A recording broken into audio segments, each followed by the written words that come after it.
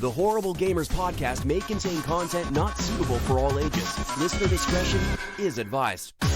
Welcome, ladies and gentlemen, to Horrible Gamers podcast, show number 437. Been recorded on October the 16th, 2023. I'm one of your hosts, Jesus Gonzalez, known as Jesus Walks Out. Today, I'm joined by my friend from the West Coast, the best coast, Gunny Chief Henley Merrill is back. Welcome back, Henley. Welcome. Hey, everybody. Happy Halloween month to all of you. Happy Halloween month. And from Little Big Ohio, The Mayo, Steve Willer is back. Welcome back, Steve, to the show. Hey, what's going on, guys? Welcome. Anyways, ladies and gentlemen, you can, as always, follow us on the X at _Horrible Gamers. Leave us a review and all that good stuff wherever you find us. Also, find us on Facebook, Horrible Gamers Podcast. There's our page. You can also like our group or join our group. You can like the page, join the group. It's a close group. Anything you post in there stays in there. And the best place to find us, of course, is Discord. Head on over to Discord. The link to join is in the show notes. Just click on that. It'll take you right over to the Discord app and or on your browser, on your phone or computer or wherever you're listening to us on. And you'll be able to join us on the Discord machine where we get all in there and we can play games and stuff. I know I'm going to be playing some Call of Duty when it comes out next month, Mayo. Oh, there you go. I'm going to be playing some MW3, bro. MW3 for sure. And then I'll be for sure playing some other stuff. Yeah, get us in there. Anyways, big shout out to the Patreon machines to keep the show ad-free and keep the show going for y'all, like Leahy, Jason Sams, Robert, Noble, Chad, Henley M, Porchapu, Nipron, the best HGP host ever, Evan, Raw Dog, Bark Bark, Tanaka, all in caps, by the way, and Bill Gardner, second of his name, renowned first ever HGP patron, Father of Dragons, Elden Lord, Starborn, Pirate of the Cosmos. Wow.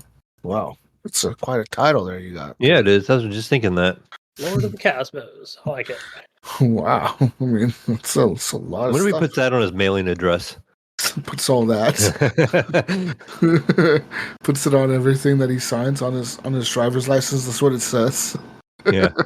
They take like two driver's licenses and put them together. It's like part A and part B. Yeah, front and back, dual-sided. Anyways, welcome to the show, people. We're here to talk about video games and stuff. Video games. I love them. And stuff. Okay. So, big updates. Okay. So, last few weeks we were gone. I've been playing some games. Y'all been playing some games. Anything else? I know Mayo went on vacation. Mayo, how was your vacation? It was good. It was a lot to see. Did a lot of stuff in a matter of a week. So Was that your first time down in Arizona? yeah, that was my first time that far west. Wow. So, and then we were all over Arizona. We were in the northeast corner for a couple of days, and then we were like in the northwest corner for a couple of days, and then we were kind of like went through Sedona and Phoenix area, then went through Tucson, and we were down by a little town called Green Valley. It's almost down by the Mexico border. So then one day, like went down and seen the border down there and all that stuff, and kind of all over. Awesome. But did you see anything interesting down there? I've never been there. Oh, the Grand Canyon is pretty cool to see in person. We seen the South right. Rim. I did go there once. Yeah, from Vegas. It's only a couple hours. Would that have been like the North Rim then? I don't know. Like I know they took us what they call the South Rim.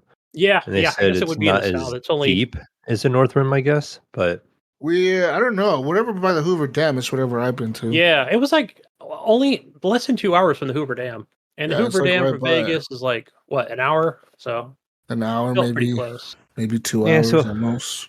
what we ended up doing, we went to a town called Williams, Arizona, and it had Route 66 go through it. And then there's a hotel there where it has a train that takes you up to the Grand Canyon, and it's about a 2-hour train ride. So we spent about 2-hour ride up, and then seeing some of the sights on the way up there, and you could see some elk and that too as well. Mhm. And you get up there, and then you have so much time at the Grand Canyon, and then you have to jump on your train and come back. They also feed you and stuff. We had like a guided tour bus that took us through some spots, showed us some things, and then a train ride back. And then we spent the night there at this hotel in Williams, Arizona, right there where Route 66 is at still. But then kind of walked around and checked that area out too. And then Nice. the next morning is when we headed back toward the south side. And then we did some caves and went to the old western town of Tombstone, went to a mining town of Bisbee, went down and seen the border. Kept me busy. Uh-oh. Glad you made it out to the Wild Wild West. Yeah, that Red time Dead change. Redemption I was like, area. I was in the same time zone as you guys for once. It's like, Wow. well, this is kind of weird. Yeah. You get to experience the real sunsets in the West.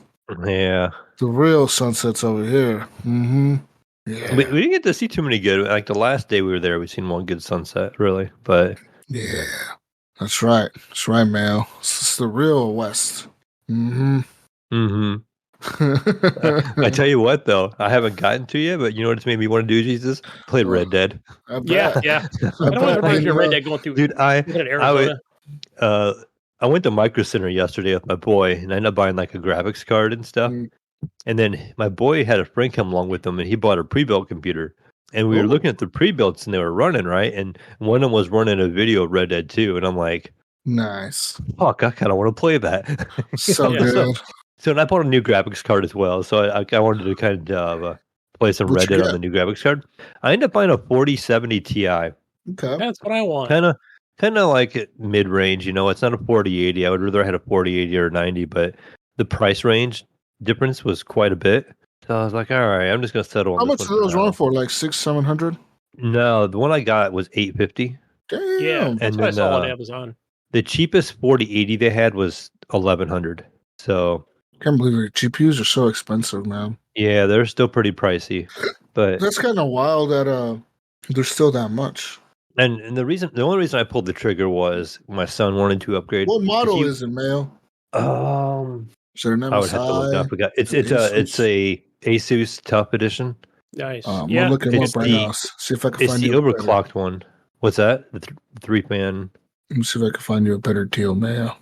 There's two different Asus ones, but got it from a good old Micro Center. And the reason I upgraded actually because my son has an old 1070 and he has an old i7, 6600, a CPU and all that kind of stuff. And he was getting past time to upgrade. So Micro Center was doing a bundle deal where if you bought the CPU, they give you a free motherboard and RAM. So Mayo, For does your place price match? yes, it will. It has to be a major retailer though.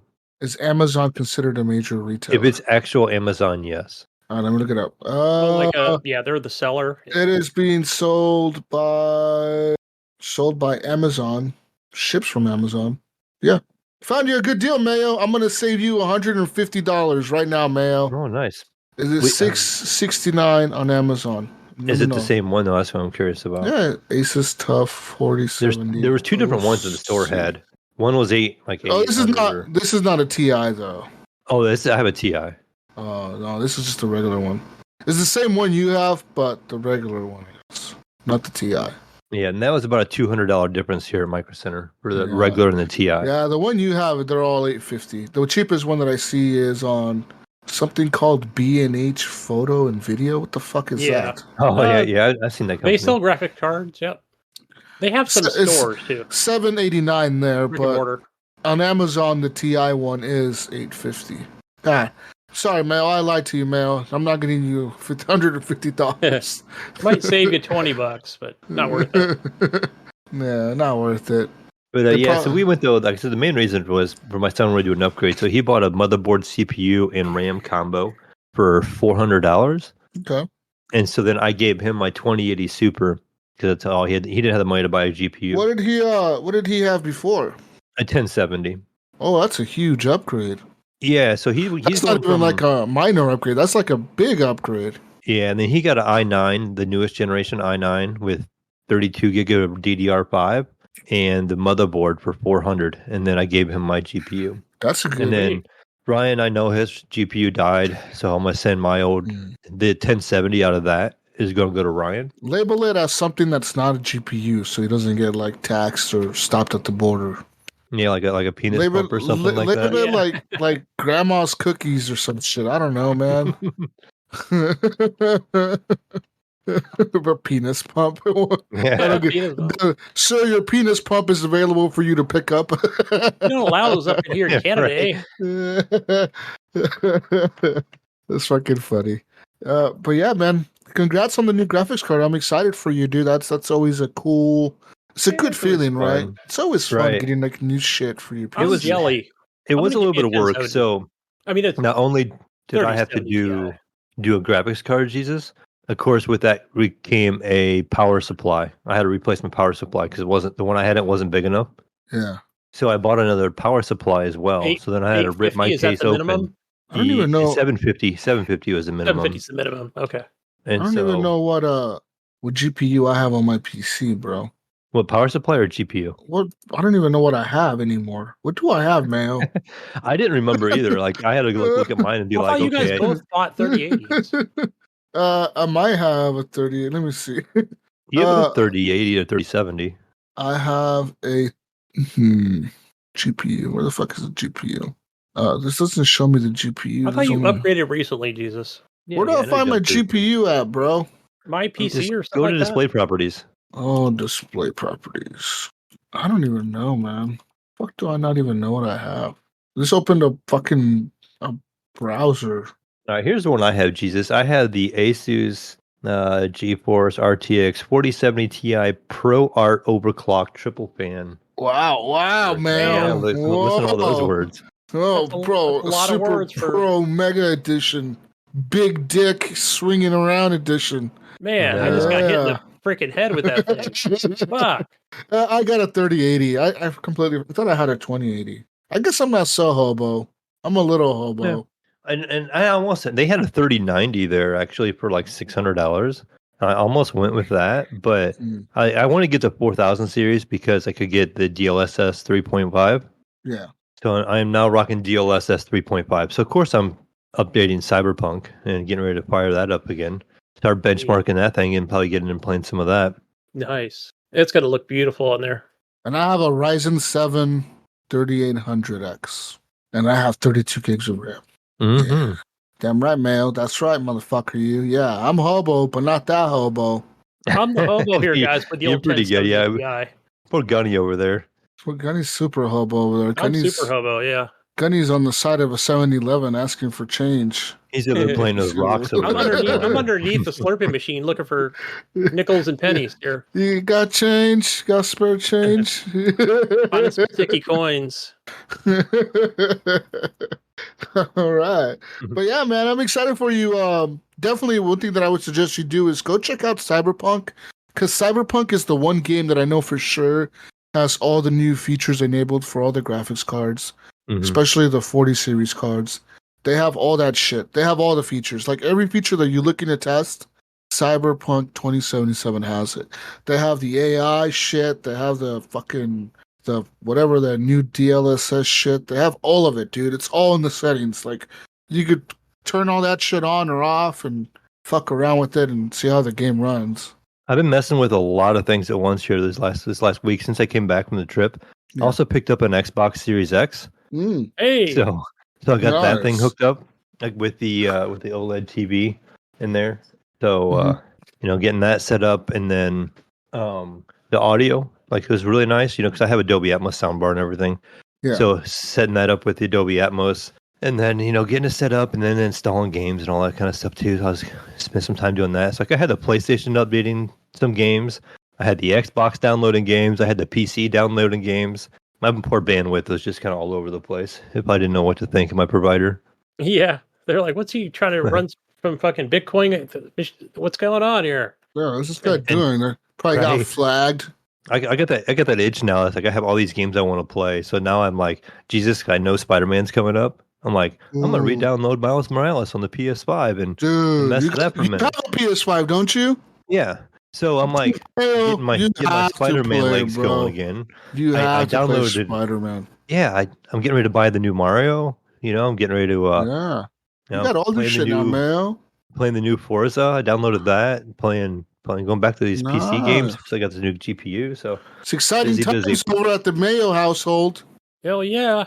Gunny Yeah. over there being a fucking hobo. What are you doing, Gunny?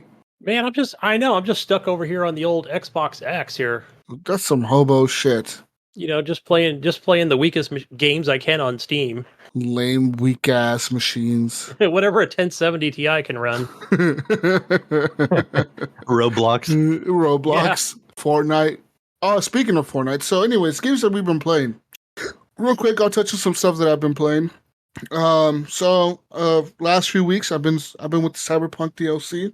I've been playing the hell out of that Phantom Liberty, man. And every time I play Cyberpunk completely pulled me away from Starfield, and I'm gonna admit it. Like I have not gone back to Starfield since Cyberpunk came out, and I don't even know what it is. I just don't have a desire to go back to it at the moment. I'm kind of waiting for them to get their shit together over at Bethesda and get that DLSS patch out and stuff, to get that stuff working natively, so I don't have to keep running these mods to make my game work good. I think they just did a patch like last week for the FOV slider and some other stuff like minor tweaks and whatever. But I know that they also fixed some quest items that were like broken, like some quests that were getting glitched where like people couldn't finish the quest and it wouldn't progress the story or whatever. But anyways, Cyberpunk pulled me away from that game completely. It ripped it off like a band-aid, bro. It's fucking gone into the trash can. I'm playing Cyberpunk like hell right now.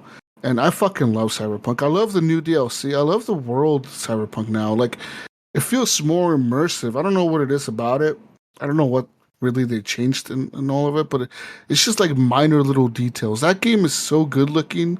It blows Starfield out of the water, dude. In terms of visuals, Starfield, even on Ultra, cannot stand a chance against Cyberpunk. I don't think any game can, really.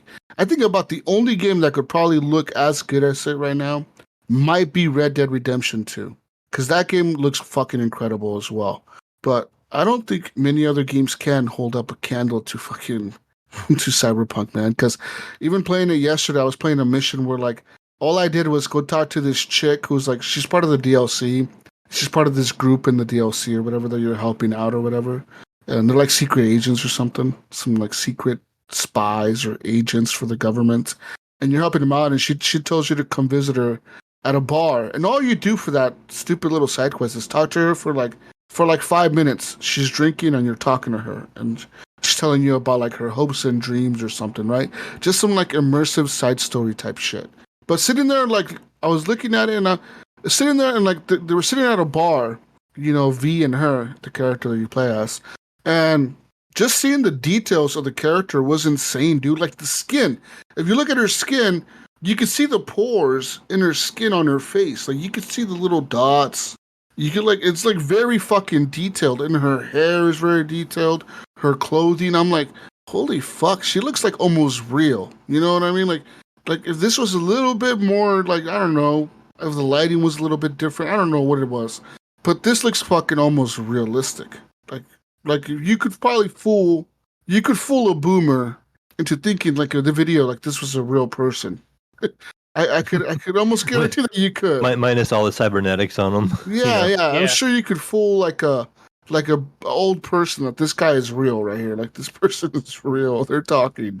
Yeah, like you could convince them. I think it's kind of crazy because the game looks so fucking good and the level of detail and like the gore in that game. Like I was talking to Gunny last time, how the level of just gore, like when you shoot someone in the head, the bullet will rip off like half of their skull. Like if you do a headshot, even with like a pistol, dude, you could see like half of their fucking head blows off. Like if it's a big ass caliber revolver, half their head is gone. Boom.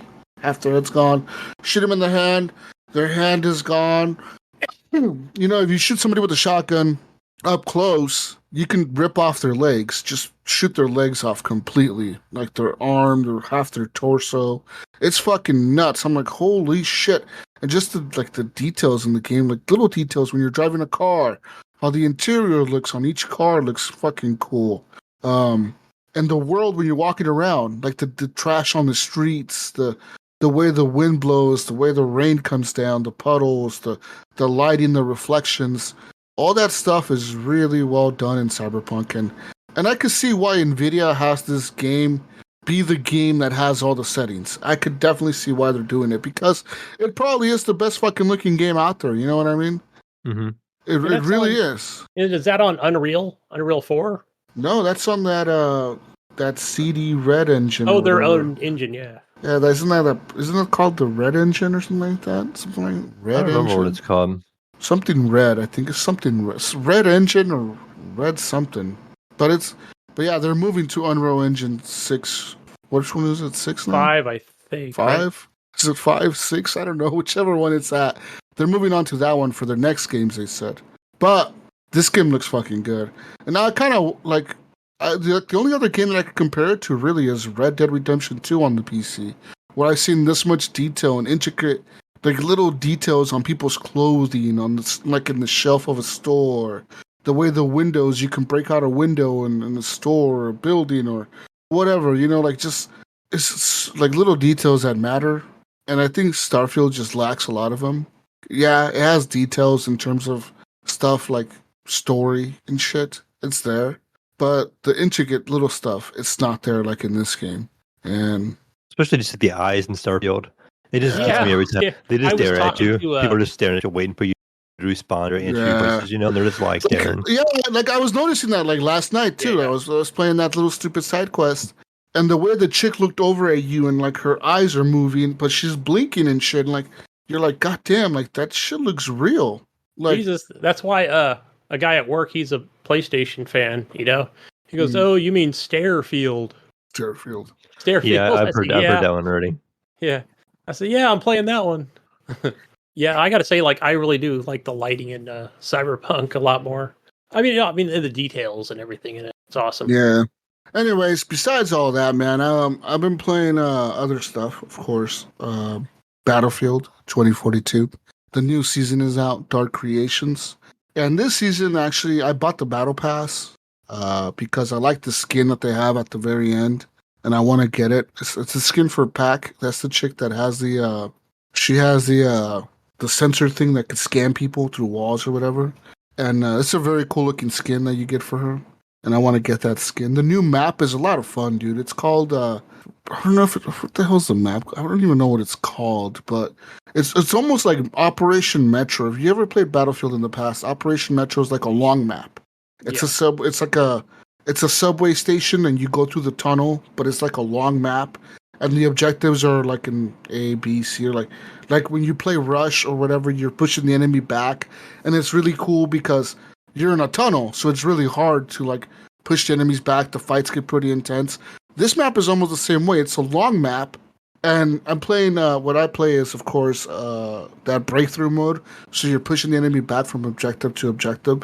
So you're pushing the people back, but it's like a tunnel, right? You're kind of moving them back in the map. But they still have like pretty good defense points in the next section, and it gets really intense. Yeah, I had some of my best matches ever in this map, in this mode, in this last week. I think in one match I won like 38 kills without dying right off the bat.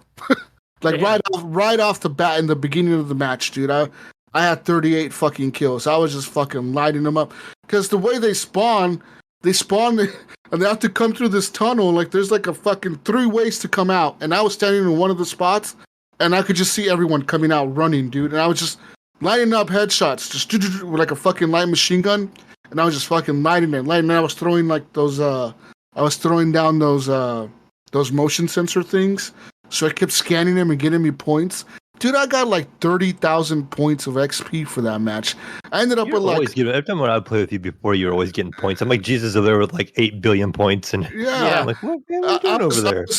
I was number 1 on the team. I think I had like 165 assists and I ended up with like 90 kills or 80 kills or some shit. It was a lot of kills, dude. And I think I only died in total like 5 times. I fucking went harder on that match. We won, but we barely won at the end because they did push us back, and it was kind of nuts. You know what I'm playing? What is it like? When you get the ammo, what's that class I'm thinking of? So you got to do it instinctively. I've noticed it, Mayo. Like that's how I've always played it. Mm-hmm. Where I just instinctively I'll press whatever it might be, RB on a controller, just to hand out ammo, right? And somebody runs it over. Ammo everywhere. Right? I just throw it everywhere like candy. Yeah, I don't care. And all that stuff. Yeah. Yeah. So even if you just throw it out at your spawn point, somebody's bound to just need a fucking round or two. Yeah, but I love the new map, dude. It's so much fun. I want to play that new mode, but I haven't found it. I don't know when it goes live. I don't know if it goes live. I think it goes live today on the 15th. I think it went live on the 15th yesterday. I haven't logged in last night, but I think that new zombie mode or whatever goes live. Oh yeah. So how's player count? Looking on this game now, increased a lot. It's the highest it's ever been since launch. Nice. I think the other night we were at 40,000 players on Steam. and they say that is the highest it's been since the launch day, because launch week was like 100 something thousand, of course, right? But I think in the last week it went up a significant amount because of that thing. Plus, that's just counting the Steam players. That's not counting Game Pass players and Game Pass, PlayStation. It's all crossplay. A lot of times I find myself playing with PlayStation people and Xbox people on the match. They'll be on my team. But this last week, I did see quite a few PC players on my team. So it's good to see them back in there playing that game.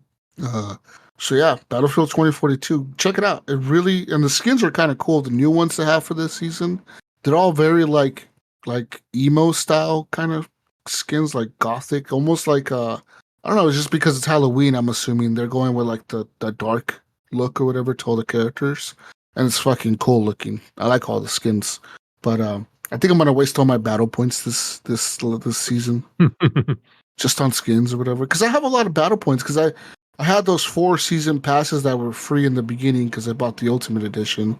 So I beat them all, and then I had all these fucking points saved up. So even when I bought the Battle Pass this time around, I bought the one where like you skip 25 levels or something. Because I was like, why not? I can afford it. I have like 5,000 fucking coins, and this thing only costs like 2,200 coins. And I still have like almost 3,000 coins left over for nothing. So I did it, and automatically gives you 30 levels or whatever. And so I'm like level 30 something in the battle pass already. The new guns are pretty cool too. There's a new assault rifle and new guns to mess around with. But yeah, anyways, that's Battlefield for y'all. Other games that I've been playing, of course, did some Modern Warfare 3 beta. Now I tried this both on the PlayStation 5 the week before, and I did try this on the PC this week. I gotta say, the PS5 version did not impress me the first week around. I wasn't impressed with the game. I did not like it. I thought it felt bad, and that's just probably because it was on a controller. I was getting wrecked, dude. It took me a bit. Finally started getting kills, and I'm not a fan of the kill streaks in the game. I don't like the ones they have available on the beta. Now, I don't know if this is a representation of the actual kill streaks in the game, or if they're gonna like when the game comes out, there's actually gonna be a little bit more. But right now, there's only like 9 kill streaks, which is very weird to me. I'm like, that seems like a low number. Usually there's like 12 or 15 kill streaks to choose from. And right now there's only 9. So I'm thinking they're maybe holding back some of the other cool ones, Yeah, probably. I think so. At least I hope they are, because if they're released with these kill streaks, that's kind of fucking lame. And the maps, of course, are remastered maps of maps we've seen in Modern Warfare 2 in the past and Modern Warfare 3 in the past. So kind of a mix of both. Some remastered maps. They're different than what they used to be, but they're kind of the same. They're like almost the same, but not really. They kind of have some similar aspects to the old maps. They just they just switch some assets around and move some buildings. No, the maps are kind of significantly different in terms of the doors you can open, more stuff, more pathways or whatever to go around, up and down buildings, up and down stairs. I'm talking maps from like the 360 Gunny. So they're redoing those maps. Okay. Even in Modern Warfare 2 and Modern Warfare 2019, they had maps from the original Call of Duty Modern Warfare and Modern Warfare 2. So they're bringing some of the maps from Modern Warfare 3 and Modern Warfare 2 into this one as well. Now they are saying progress and stuff and unlocks from Modern Warfare 2 are carrying over to this game. So I'm not sure how the maps are going to be treated. I don't know if you buy this game, you're going to be able to play on the new maps and the old maps, or if it's just the new maps. I don't know how they're doing all that. But for somehow, like, they're telling me to buy the Battle Pass every time I log in. They're like, buy the Battle Pass, buy the Battle Pass, buy the Battle Pass.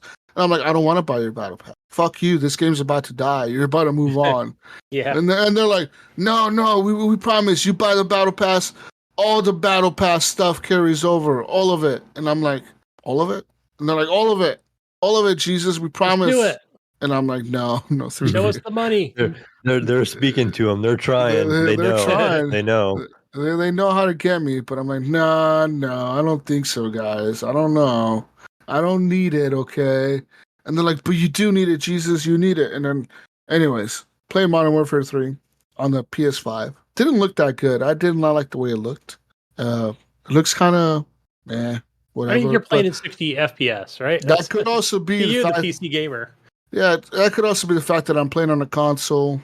I'm playing at 60 FPS, and I'm playing on a TV and a controller, and I suck because I cannot do well on a controller. I could do okay, but not very good. But then played on the PC the other day, and they actually the new beta, which was this last weekend, current on right now actually, or it actually ended today in the morning. Yeah, so there's another. Open to everybody. No, there's another beta that's open to everybody. That's this coming up weekend. There's 3 betas going on. First one was PlayStation exclusive. Second one is a closed open beta. It's closed and open. I say that because it wasn't open till Sunday.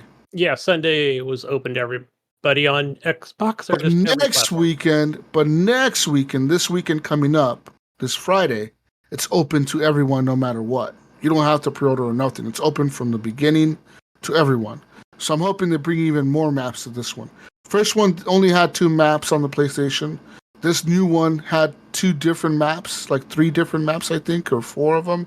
It had even more maps than the last one, and different maps as well. So they were kind of cool. And on the PC, it feels good. It feels solid. It feels like Call of Duty, of course. Graphics look pretty decent. Everything maxed out, whatever, nothing crazy there. Yeah, it's Call of Duty, man. I'm excited for it, but not at the same time, I'm like, whatever. I don't really care. Like, I thought I'd be more hyped for it, but for some reason I'm not. I don't even know why. I'm like, whatever. Like, doesn't really matter, But I will get it. It comes out November 10th, so I will definitely be playing that when it comes out. And I don't think it's coming to Game Pass this year. I think it's not a thing. No, I think this is PlayStation's last game, like as far as their marketing or whatever. Marketing rights, and yeah. Throwing it out there, did you guys see? I think I sent it to you guys the picture of the PS4s I saw in the store with the Call of Duty on the box, the bundle. Yeah, that's weird. That's just kind of funny because I was like, maybe like I said, we was like 20 minutes from the Mexico border, but the community I lived in, like that area where we were staying, where my girlfriend's mom lives, you have to be like 55 and older to own a house in that community. And the Walmart's like right in the middle of it. They're like, yeah, maybe it's just a bunch of people don't shop there or something like that. But they had, I think, what was it, like 5 or 7 PS4s with Call of Duty on the box? Yeah. And like Garner I don't said, see grandma's getting any picking up PS4 Call of Duty bundles. We see a PlayStation Call of Duty bundle probably. Yeah, definitely. So yeah, I'm excited to play the new one, I guess, when it comes out. We'll see what happens. Besides that, I ended up playing more games this week. I ended up playing the fuck else did I play, man? I'm trying to think, Gunny. God damn it. I don't know what you played. I'm just gonna throw it out there. Any new Assassin's Creed? Did you pick that up? Yes, I did pick that up. Thank you for reminding me, Gunny. Yes, I did pick that up. Assassin's Creed Mirage. Now, I'm playing this, so y'all know, through that Ubisoft Plus thing on the PC. Okay. Now, there is Ubisoft Plus for the Xbox. I think Xbox is the only console that has it at the moment. Because I tried looking for it on the PlayStation and it wouldn't. Like, there's not there. So on the PlayStation, you can only buy the game outright. And you cannot sign up for Ubisoft Plus. But on the Xbox, you can. And even when you sign up on the PC, it'll tell you, like, hey, for $3 more, you'll get the Xbox and the PC version. And you can cross-play and cross-progression or whatever on your games. Like, somehow Ubisoft links the save files or whatever, and you can play between your PC and your Xbox, Gunny, in case you never know. Oh, right. So that was for the 15 a month, right? I believe. No, 18 a month. Oh, 18 a month for, both PC and Xbox, right? Yeah, 15. That's a good deal. You get to play on 2 different platforms. 15 is for the PC only, and 15 is for the Xbox only if you have an Xbox. Yeah, that's so I got this today as well. Or not today, yesterday. And it was like 17, I think, for my Xbox One. I linked it with Xbox. I didn't know you could link it with PlayStation, though, because I could not see how to do it. No, with PC. Oh, okay. Because I was going to try to do it with all my accounts. So I was like, maybe I can get my PlayStation link to it and the Xbox. I did the PC and the Xbox, but I can't get I couldn't get it on my PlayStation. PlayStation just has like a few. They have that, whatever they call it, like that Ubisoft Plus Classic or something like that. Classics, it comes with, yeah. And you don't have all the new stuff. So I did the same thing. I ended up picking this game up as well. And that's how I did it. Have you played it? Yes, I did play it just for a little bit today. How far did you get? Are just you an pretty much assassin? No, I get to the first mission where you're going to get. You're in that first like heavy guarded area. You're supposed to go get some kind of chest. Are you in that where you're with the chick? Yeah, yeah. It's And like you're the about to very break in. beginning. I didn't You're really have. breaking into some. You're breaking into some palace or whatever. Yeah, Okay. So you do that mission, and then shit goes south, of course, yeah. like I any figured. Assassin's Creed game. And then you become an assassin, sort of somehow, like sort of become an assassin.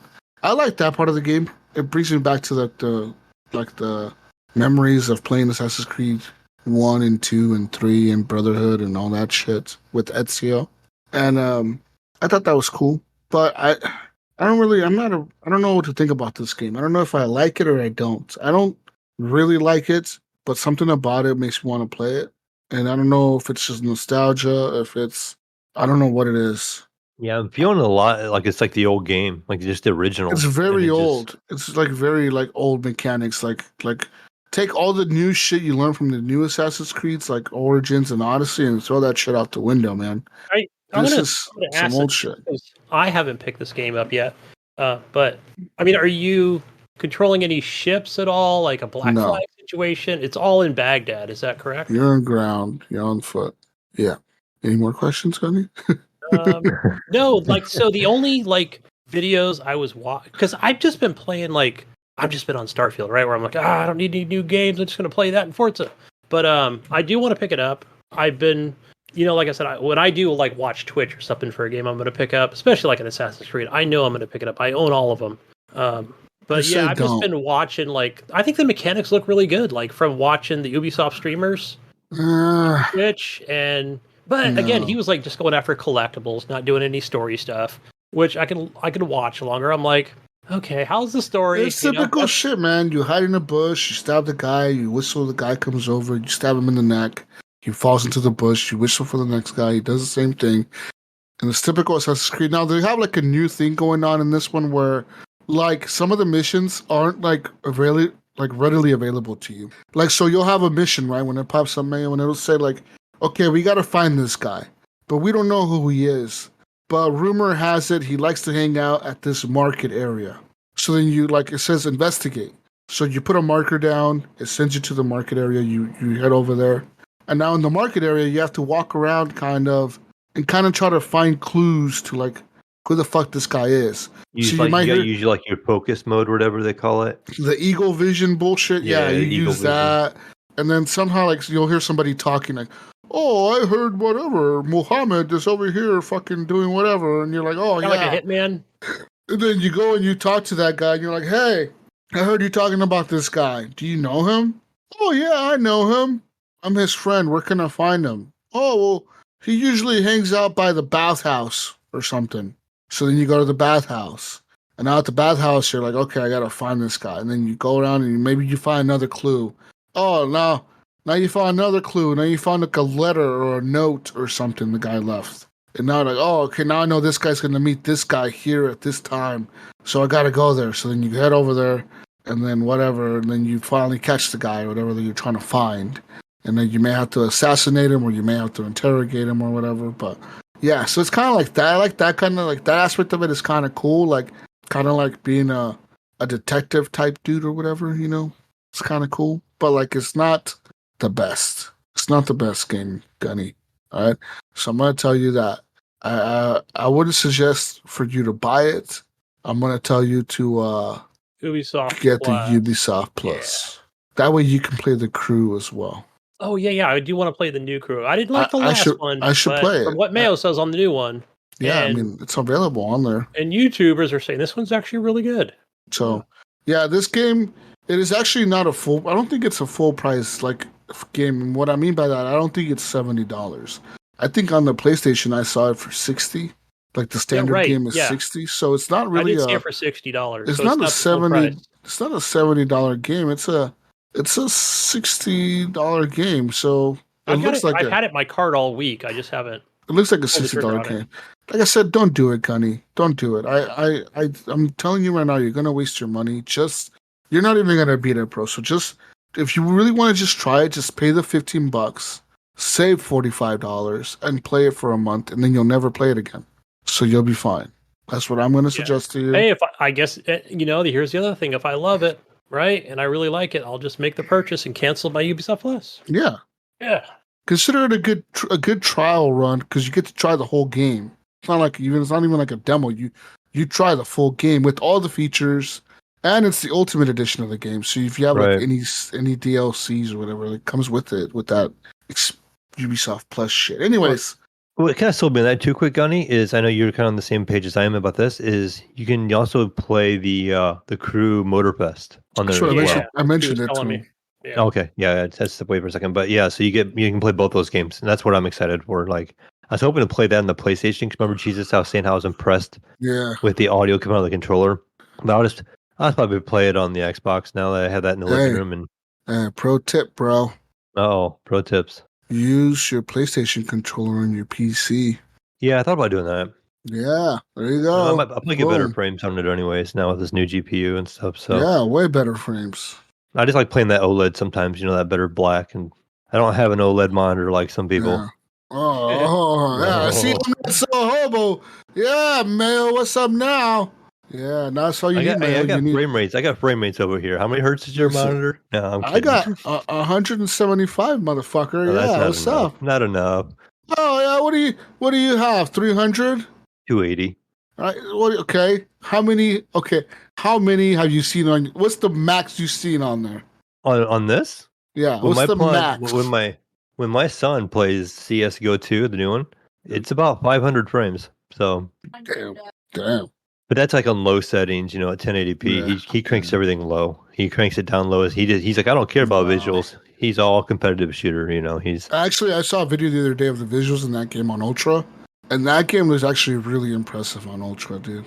The one that really impresses me is Fortnite with the new engine and everything. Have you ever launched that game? Really good. And crank it up. It's pretty labor intensive now. Dude, the water in that game, the water in CS:GO 2. Oh yeah, it's really cool. Looks like real water, like real life. Like it looks like a video. Like when you walk in the water and say there's algae on the water. It'll disperse as you walk through it, and as you walk past it, you can turn around and you can see it form back up over the water, like the layer over the water. And also, if you're carrying a Molotov cocktail, you can see the liquid inside the bottle as you're holding it, as you're running around the map. Like that is nuts. You can see the water inside the bottle, like the cocktail. That's fucking crazy, dude. I think some of that, it's subtle things. I don't know how many people play CS2, but one of the other things too in the game is the smoke. So the smoke now will fill a space. So if you throw a good smoke grenade in a hallway, it will go deep. It isn't just a set size. Yeah. So it'll fill the hallway in a longer distance than would if it would have been outside. More realistic. And then when you shoot through it, it makes an opening so you can see through the smoke. So as the bullet travels through, it pushes the smoke away, and you can kind of see into a little hole. And if you keep firing a whole bunch, or you can throw a regular grenade, like a frag grenade, where the smoke is at, and it will blow the smoke out of there. Yeah, so it's actually really cool how I've added those couple of. It's realistic, man. That is nuts. How they said they really went into details on that game. That shit. It actually watching those videos makes me want to play that shit so much. I'm not even kidding, dude. I'm gonna become a CS2 player now. Just be playing Counter-Strike 2 all day. It's kind of funny. I don't know if you mess with it much, but my son plays it all the time. It shows your rank, and it shows all your friends' ranks and everything. He was talking the other day because he's ranked pretty high. Yeah. And he had somebody. He was like, "Oh, this guy was he's been playing da da da da da," and my son was like, "Yeah, it's 2,000 points higher than him," on his elo. And he was like, "Yeah." And he was all proud of himself, But yeah, you can see your friends' rank and everything, and as well, they have an elo for your matchmaking. Yeah, nice. All right. Well, besides all that, what the fuck else have I been playing? I'm trying to think, man. I know I've been playing stuff. I know I downloaded Forza on the Game Pass on the PC. I just never got to it. I did play a little bit of Payday 3. Now, I told you guys that's just like Payday 2. It really is. There's nothing really different to the game. I don't even know why the hell they call it Payday 3. I don't know. I don't know. They wanted more money from people. I don't know, man. They could have just released this as an expansion, I think. I don't know what the fuck the point of calling it Payday 3 was. I think just whatever, just new maps, right? Maybe they could have just said, "Hey, this is the super missions. This is the new Payday 2." That's all they could have called it. They didn't. Yeah, Payday 2.5. I don't I'm know. like, what the hell, dude? Like, I don't know. Anyways, so I played some of that. Me but too. I played a little bit of that. really, I just been chilling at home, whatever, playing games and playing like a lot of not Starfield, a lot of Cyberpunk, man. I'm so into Cyberpunk. You guys don't have a fucking clue, like how much. When I say I'm into Cyberpunk, Mayo, I'm doing all the shit in Cyberpunk, dude. I'm doing the side gigs, like random side gigs. I'll get a call from this guy called Mr. Hands, right? He's like a whatever, like a gig guy or whatever. He calls you and gives you like random jobs for whatever reason. Mm-hmm. And he's like, "Hey V, I got a job for you. This guy over here, yeah, he got himself into some trouble.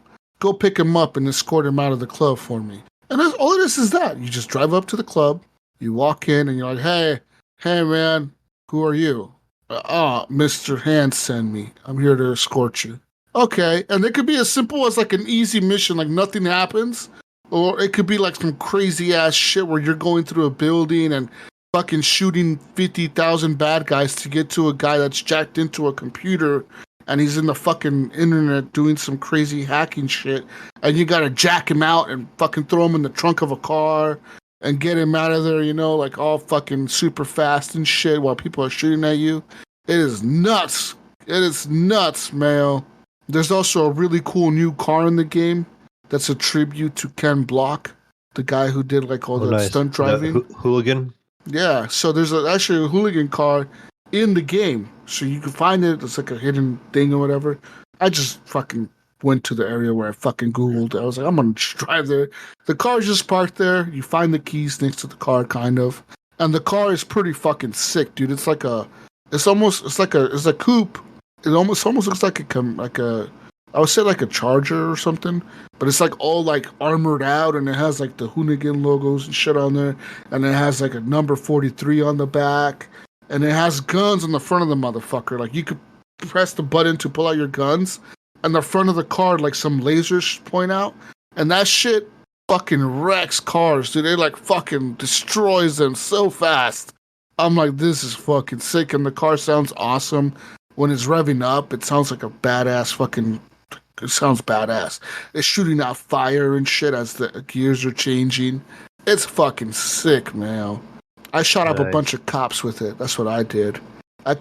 Listen, man, I'm driving down the road and some stupid ass cop jumped down in front of my car. So automatically I hit him, right? Because I didn't have time to stop. He literally jumps out in front of my car. I fucking hit him. And it's like, boop, boop, 2-star wanted level. And it said, oh, police is being dispatched.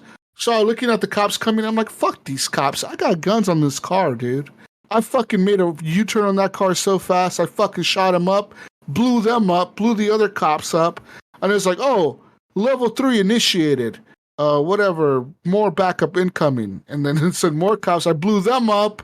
And it's like, oh, level 4, special fucking commando unit en route. And some guy showed up. Yeah, some guy showed up in some big ass armored trucks with guns on them, and they shot my car up, and my car wouldn't drive. So then I was fucked after that because I had to jump out of my car, dude. I jumped out of my car. I was so dead. I was like, I don't stand a chance against these guys. Are like they look like fucking juggernauts from Call of Duty or something, dude. They're like coming at me with like shotguns, big ass like armor dudes. I'm like, oh fuck. I think I killed like coming at you. Yeah, I think I killed like 3 of them maybe, but like the other 15 of them shot me right away.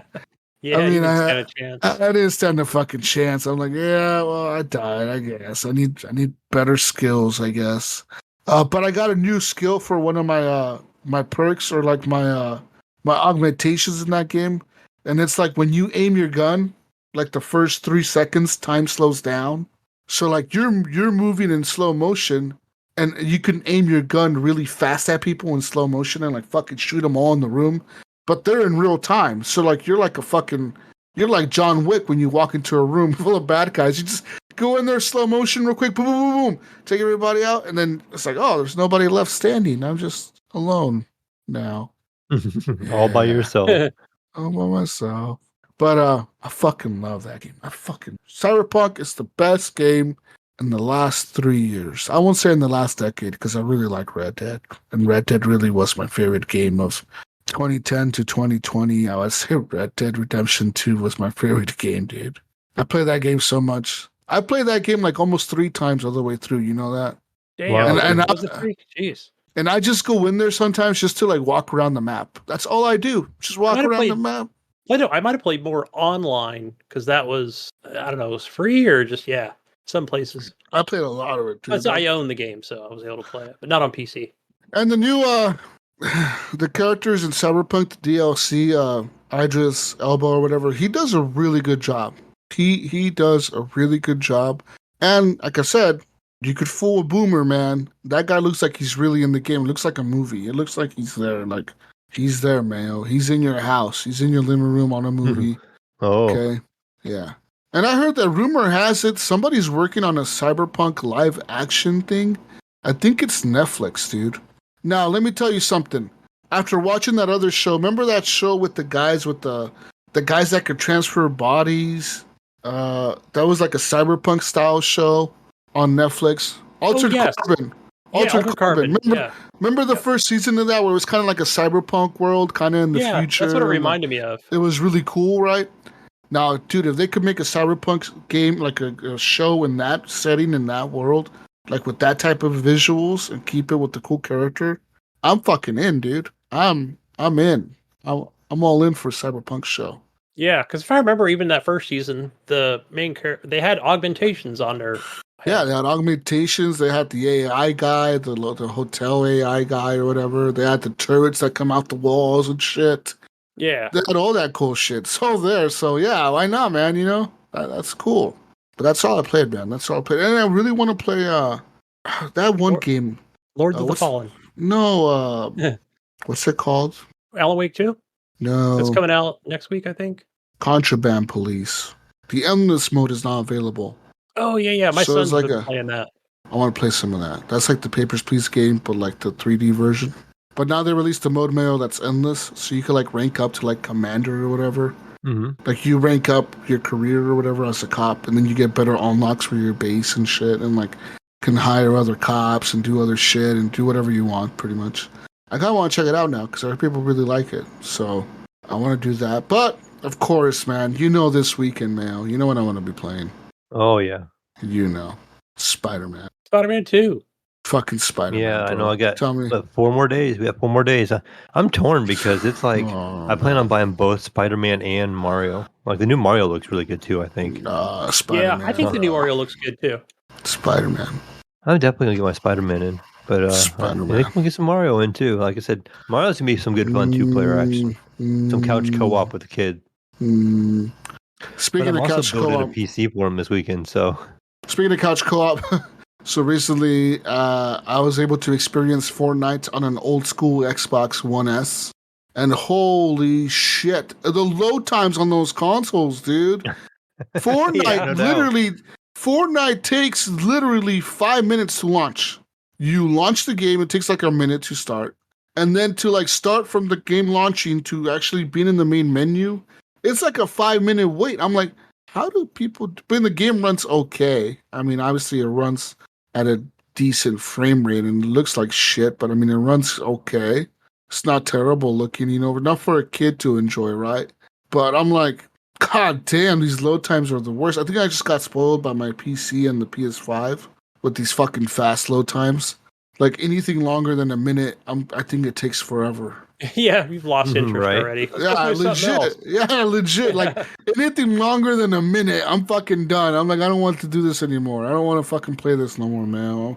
Playing a mobile game right now. I'm on. You're out of the mood already. With time they actually you're like. It feels like it's been 20 minutes, Like, honest to God, it feels like a 20-minute wait when you're waiting for that Fortnite game to boot up on an old console. I'm like, wow. But I'm surprised. It still runs. And it's still working. Still going. So, wow. It's just wow. Anyways, that's all I played, man. What have you been playing, Gunny? I only played mostly just Starfield. That is like the meat of How far are you in Starfield? So I'm level 20, and we talked on the phone, Jesus, like maybe the last time that I was playing this, where where I was in that Crimson Fleet mission. I had to kind of like put the main story like to the side. I'm like, I like this Crimson Fleet mission so much. And I talked about it last couple weeks ago too. But I got to the point where, and I'm playing on normal, so I know I could probably drop it down to very easy and probably try and finish the last part of this mission. But the ships are a little too powerful for me, for the ships that I have. And I'm not a very good at ship building. I don't know. I haven't watched a lot of videos on how to, build an awesome ship, with better guns and shit. I've modified some things. Like I've put like, some stuff for, the crew on there with, like a galley or something. But I'm like, all right, if I go any further, I'm going to fuck something up. So I probably got to get with Ghost Nico more, like streaming the game or something. Like, what do I do next? How do I, attach more guns? But so, yeah, I've just not tinkered with that much at all. So I was like, all right, fine. He said, just go do, what is it? The Ranger mission, right? Where you get the badass ship. And I'm like, oh, okay, I'll probably just go ahead and do that. But I ended up not doing that. I was like, fine, I'll just go back and just do more mission, main mission story stuff. So yeah, I'm already at like where, I got to go kill the fucking aliens. Pretty much, like, spoiler alert, you got to kill aliens in a sci-fi game. Yeah. But I'm on Jemison. I'm just about to probably going to end up leaving there. So, to go fucking kill it fucking whatever, these little fucking creatures. But I'll say, like, I was at this part yesterday where, like, it's like a diplomatic thing, right? Where you go and talk to, like, the UC and they're like, there's just a lot of heavy dialogue. And she's like, all right, you got to go visit these 2 other departments and see if you can get this, this. I know what you're talking about. Yeah. Right. So you got to get the approval, files, right? Yeah, archives, right? Some code from them or something, right? It's the archives that you're trying to get. And I'm like, get all approval. Right, pretty much. So then I'm like, all right, let me go. It wasn't the House of Varun. Like, that was the last place you go. But it was the, whatever, you go see this lady before that. And I'm sitting there yesterday, Jesus. Huh? Not the Freeborn, but the... I forgot who the she... Freestar Collective people? It might have been her. That's who she might have been representing. So, again, it all takes place right there in New Atlantis. Jemison, New Atlantis. Yeah, so then I'm like, all right, so fine. And I go to talk to her. It's a lot of pressing A. And you go to the embassy and talk to them, right? Right. So then, like, all right, fine. Let me go talk to her. And, and I'm starting to get pissed off here because, some of the dialogue, and they're kind of assholes, right? And you could be an asshole back or a smart ass, right? And fine, whatever, it could be your answer. And she's just like, I don't know if I want to give you access to that information. I don't think you should have it, and da-da-da. And I'm like, you know what? Fuck this. I just pulled my fucking shotgun out and just blew her away. Oh, no shit. I was like, you know what? I don't give a fuck at this point. You know what? Everybody in this room is going to die. That's pretty much what's going to happen. I just starts a war. I just started a war right there. With them. Yeah. So, and as soon as I did that, like, I'm like, oh, cool. I picked up some cool stuff and like, hey, you've got a $15,000 bounty on your head now. I'm like, oh, great. I don't care. Okay. So then I think I went right from there to the House of Varun. And then, that mission's pretty easy. Fights robots and stuff. And fucking whatever. You don't even talk to the guy. I think you kill him at the end. And then I came back, paid my bounty, and was like, all right, I'm glad I got that out of my system because I've been so, just non-lethal. Pent up anger there, So it was a little built up. I was some like, I'm just aggression there. You needed to get something. A poor lady, dude. She's just an ambassador. You fucking shot her, like, damn. I shot her. I shot her secretary.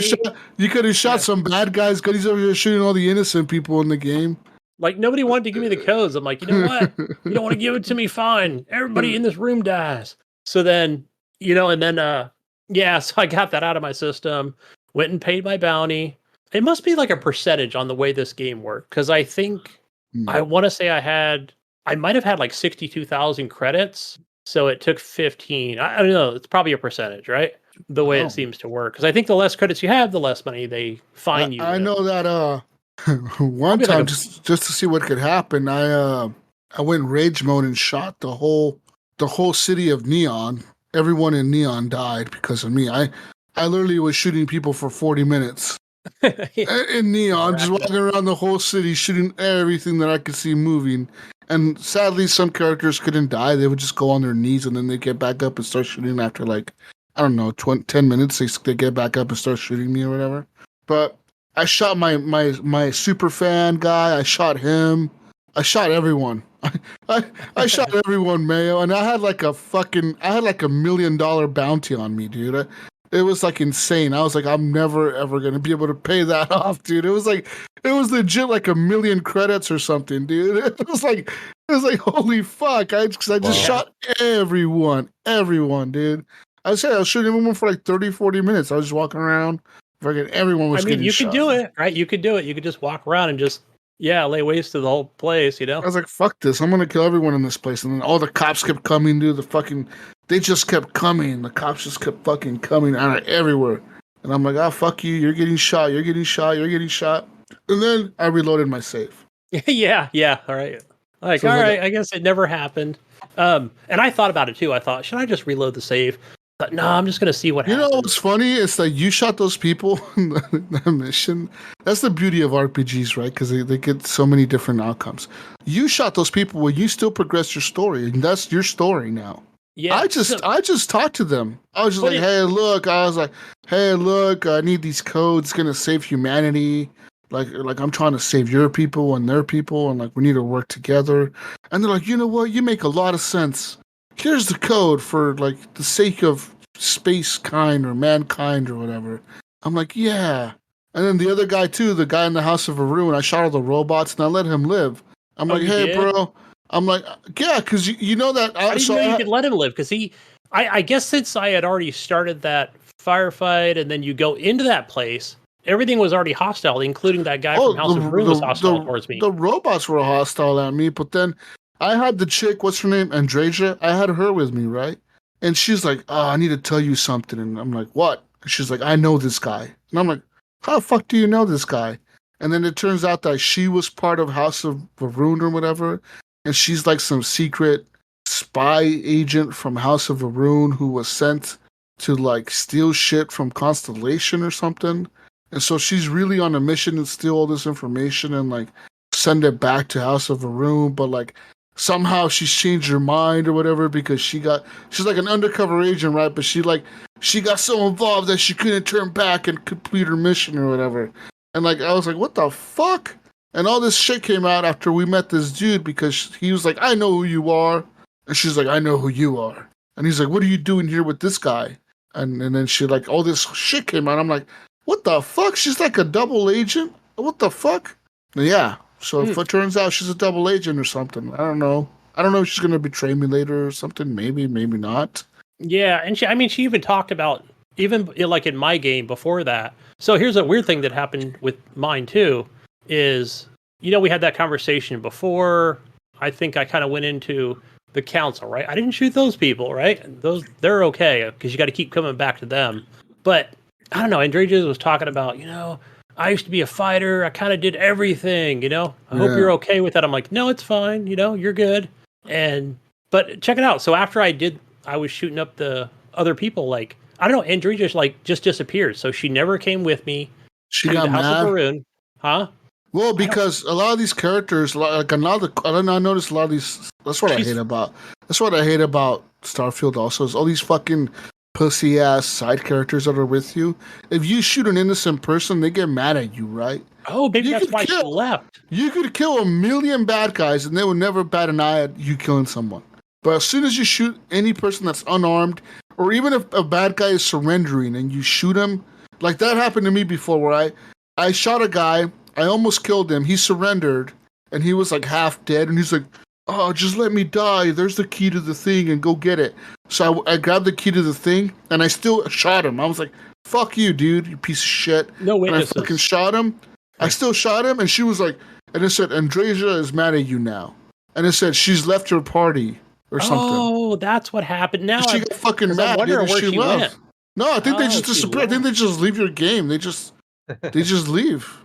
Right, because I went back to the ship and I'm like, Andreja. No, I can't find her. Gone, bro. She's gone. She left, Gunny. Is she gone for good or what? I think they're gone for good. I legit think they just leave for good if you piss them off. Because there's like a relationship meter with you and all your characters, right? Like, you can build up friendships or whatever with all these characters.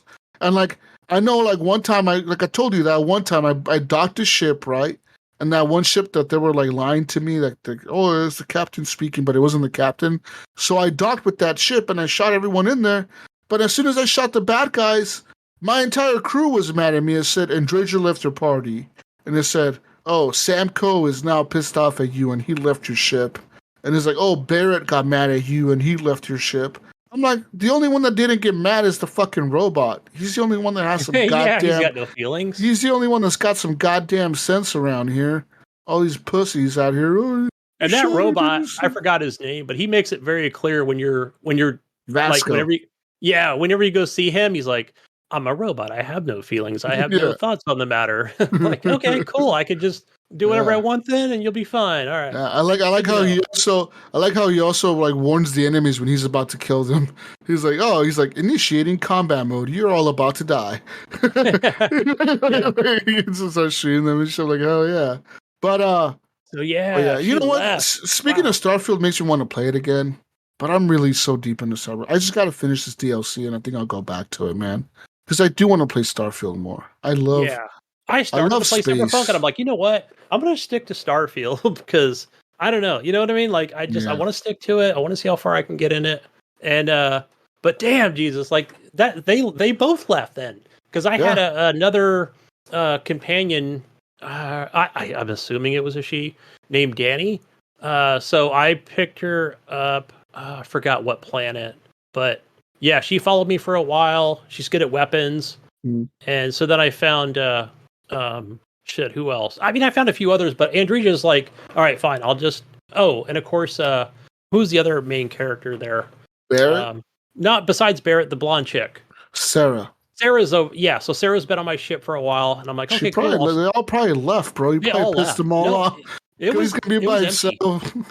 It was empty when I got to the ship, and I'm like, where'd everybody go? I went downstairs, nobody's there.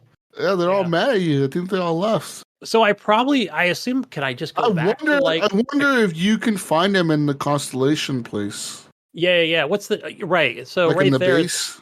At the base, yeah. She's probably got to be there, right? That's where she'd go back to, where you've got your room at. Yeah. But yeah, moving on with Starfield, I'm now able to buy like a condo or something, or a house, or maybe I should just. I got a condo. Okay, listen. Finish that Crimson Fleet shit. You will. No, the UC quest line, the one where you do the UC Vanguard one. Yeah. Do that one, and you get a condo at the end of that. Okay, because he did say you could purchase one. No, you get it for free. Okay. When you she gave me my card. When you become a citizen or whatever. Yeah, I took the pledge this morning already. Okay. So. Well, what the fuck then? No. Do I have to finish the mission before I get the... No, did you become a citizen though? Like, they make you a citizen? Yeah, they make you a citizen. And you should have an apartment. Right, so... Yeah, that's where I'm at. That's where I pretty much stopped the game at that point. It's free. It shouldn't cost you money. Yeah. Oh, she just talked about like there's going to be discounts at the shops and stuff. So I don't know. Maybe I missed that part. I thought, maybe I get a choice to purchase. No, they give you like a penthouse, dude, like an apartment with like a pretty nice view. You get like it's all the way at the top of like this tower. It's really nice. Nice. Okay. There's no furniture in there. I don't know if you got to build the furniture or craft it. I'm not doing all that. I'm leaving it empty. Yeah, I saw videos. I'm like, I didn't click on those. I was looking for more XP and money stuff. But, and I'll just point out, too, that a lot of those videos, like on YouTube, best XP farm, best place to get guns and all this, like, they're so involved, Like, you've either got to have skills leveled up already. There is one thing, Jesus, I'll mention that's really good, and that is there is a ship. It's a simulation. So in order to get your piloting skills up, you can go into that simulator. I think that's on Jemison as well. Yeah. So yeah, you could just YouTube that, and then you can go in because it'll say like, destroy 15 ships. Like you don't have to go out into the space and shoot them all. You can go in the simulator and do it. Okay. And then, if you have the skill point, then you can use it for that to pilot like A, B, and C ships. Yeah. I have that already unlocked, so I should just get in there and do it. Yeah. So I still need to do 15 to do Class B ships. Okay. But it's pretty easy, right? It only takes a few minutes just to take down like 4 ships. So you can just keep going back in the simulator. But yeah, I really like the missions, and I'm at that point now where I've been at like for the last 2 weeks where I'm like, you know what? I'm just not gonna. I don't need a lot of resources. I do have an outpost. I built one. Put some chairs and tables and chests to store crap, and and just yeah, I did everything I could outside with power, and I don't even know what hydrochloride. I don't even know what fucking resources I have out. Aluminum or some shit. And I'm like, all right, so now I've got 150 aluminum in these big giant storage containers. I don't know what to do with it, except sell it. So, I did build a platform for my ship, and I can't figure out for the life of me. I was checking YouTube on how to get the freaking ship to land on it, because I think Reddit even says like, oh, you gotta, hover over it, and it should show like your landing pad, from the planet view, but it doesn't. It doesn't show it. And as far as I know, it doesn't need power for the landing strip, unless it does, and I just can't find where the, it's got to light up or something, or I don't know. Yeah, it's not working. It still puts me 150 feet away. But when you fast travel to it, it puts you right there. Isn't that weird? But your ship won't land on the fucking pad for some reason, which is odd. I don't know. Maybe a glitch or something. I think I've not deleted it, but I've kind of moved it around. Like you've got an area where you can put it, like there's a perimeter. And I'm like, okay, it's in a cool spot. It's in a good place to go, but I don't know. Yeah. So yeah, I'm just kind of putting aside like the resource stuff, because it takes resources to make things and craft things. But yeah, everything else I've been doing like research. I think for like food and other stuff, I've been making sure trying to do as much research as possible. I'll get into the weapons bench and try to do upgrades if I can. Stuff like that. I'll make little ammo runs. Make sure, because there's like 30 different kinds of ammo for all these different weapons. So I know if I'm going to go into combat, go stock up on ammo. Yeah, but right now I think I've got like 5 ships. I've stolen a couple ships. So the ones that I can pilot, and yeah, they're just right there. I've just got a medium-sized ship for now, so it's kind of serving its purpose. So yeah, let's see anything else besides the Starfield. Man, Jesus, now I'm going to decide like if you really want to. I don't think I want to revert back on that save, but it's going to cost me a couple hours. I said just live with your decisions, man. Be happy. I'm going to just that. Play through it. Yeah. I'm not going to lose 2 hours. That was a lot of dialogue. Yeah. But moving on to Forza Mayo. If you played this already. Go. What car did I say I had? I think you get a choice of like 3 different cars. I think mine was like the Subaru. A Subaru, a Mustang, and like almost like a Mazda hatchback type thing. They don't call it a Mazda. I can't remember what it was. It almost looks like a Mazda 3. Yeah. I can't remember what it was called, but other than that, like I've just played like maybe 2 hours of the game and just kind of going through it, and I've always had the same style of Mayo where, I like this kind of like this. I think it's like a difficulty slider but it was in the last game. I think they just kind of made it look a little different where is it the Drivatar difficulty, right? Where it's that slider from 1 to 10 or 20 or whatever, how high it goes so they up, have that and how aggressive. Across the top. Right. Yeah. And then below that, there's like another difficulty scaler. Yeah, that was like your assist mode, like how the braking assist and like the settings on there, like how aggressive all that would be. Like if you wanted like it had like I remember seeing there was like where it would help you brake, like it would brake for you kinda. And then there's like a regular like ABS or like no ABS, which that's cool. Now I'll get to that point where I'll go with the non-ABS. Especially it's nice on longer tracks. So because if you're not going to be making like a ton of turns, you can gain more XP. Yeah. I found for me, like I've been playing this too, Gunny, and I've only had a couple of days with it because coming back from this Arizona trip, and it came out last week, so I kind of missed out on some of it. I found yesterday that when you can change your starting position in the field after you do your 3 test laps, and you can actually earn more credits and more money and more XP by starting in the back of the field and making your way to the front. So I've been doing that. I So that like I I start didn't know myself. if it mattered where you start at because it always Yeah, starts so you in the pack in the beginning. it starts you at like 12th. At least for me, it's been starting me in like 12th. But if you like arrowed like D-pad down on it, you can D-pad down to 24th. And that's like your starting spot, and you get like 10 XP for every car that you pass. And then it'll tell you earn an extra like so many credits for winning coming from last place, like from Yeah. 24th. If you start in 23rd, you get a little, get a little less. And like starting in 12th, it was pretty minimal what you got. But and I can't remember what the amount was from 12th, but it was like 3,500 or something like that from coming from the last place. So I've been knocking myself down and starting in the back of the field, which is exactly what I did not like in the PlayStation and Gran Turismo. But there's a big difference in the two of them. Is in Gran Turismo, when you start in the back of the pack, they have a rolling head start. So like your car's already moving. You're not starting from a starting line. Yeah. Like you are in Forza. And so when you start in the back, the first place car has a good quarter of the track head start on you. And you got to try to play catch up and you're already rolling, so he's already at full speed and everything. So it's difficult to like make up that time sometimes. Where on this, like you're kind of taking off your acceleration, get you around a couple cars real quick, and then you start passing a couple cars in the first couple laps or whatever, and you work your way into the top 10 or whatever in the last lap and pass what you need. That makes it, I think it's a little better this way. But Yeah, I think and also with that, I don't know if you ever use the rewind feature, but that's something I almost never use. neither do I. Like I've never used it in Forza Horizon either.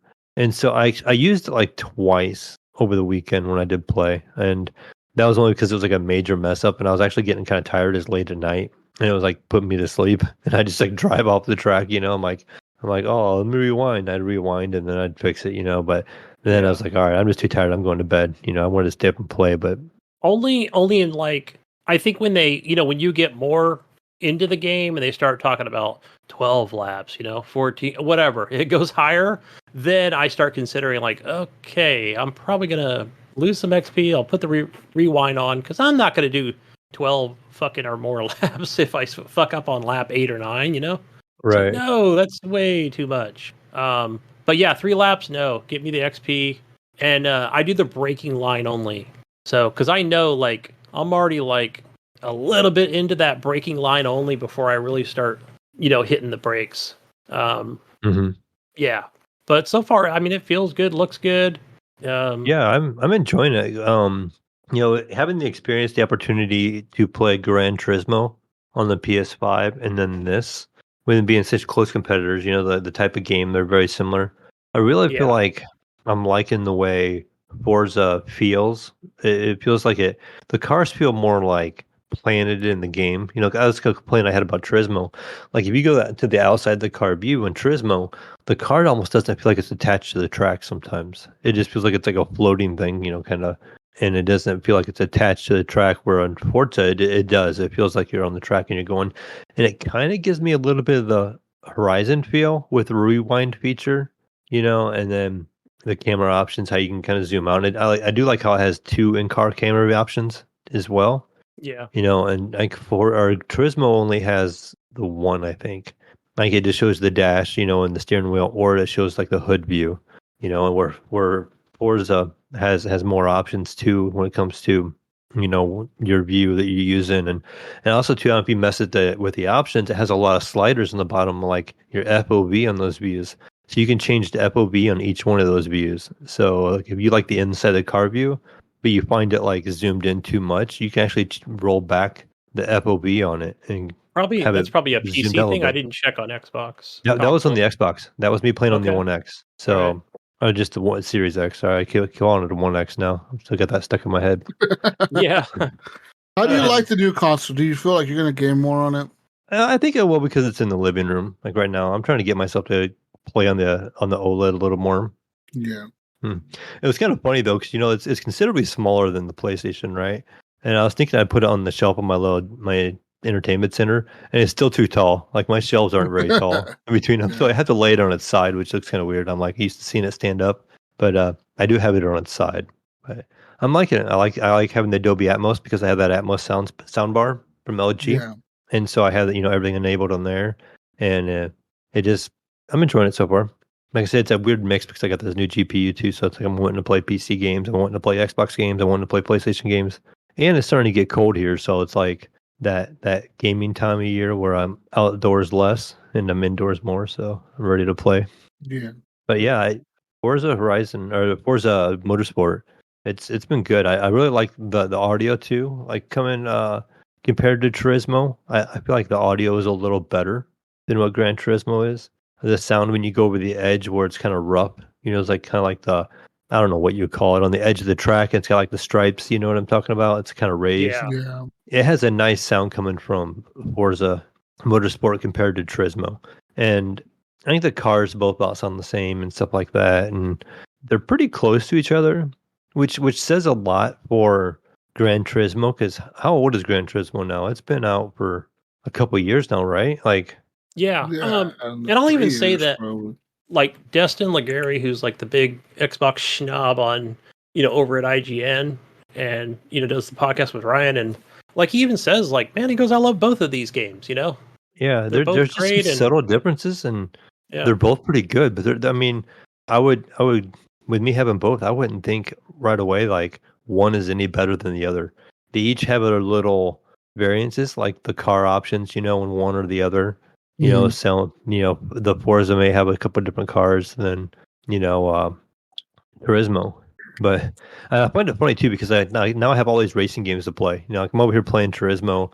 Now I have the new Forza, and now I have the Ubisoft Plus account. So I got Motorfest, the crew, which has some Yeah. really cool cars too. So I'm just like racing game, racing game, racing game, and then I'm over here like wanting to play some adventure games too. So I'm like downsold and stuff here, and I'm just in full like, oh, I want to play a little bit of this. I want to play a little bit of that. Like I told you earlier, Jesus, I downloaded Red Dead because I don't know if it's because I was out west or what, but man, I feel like I want to be in this The Wild Western Wild world right West. now.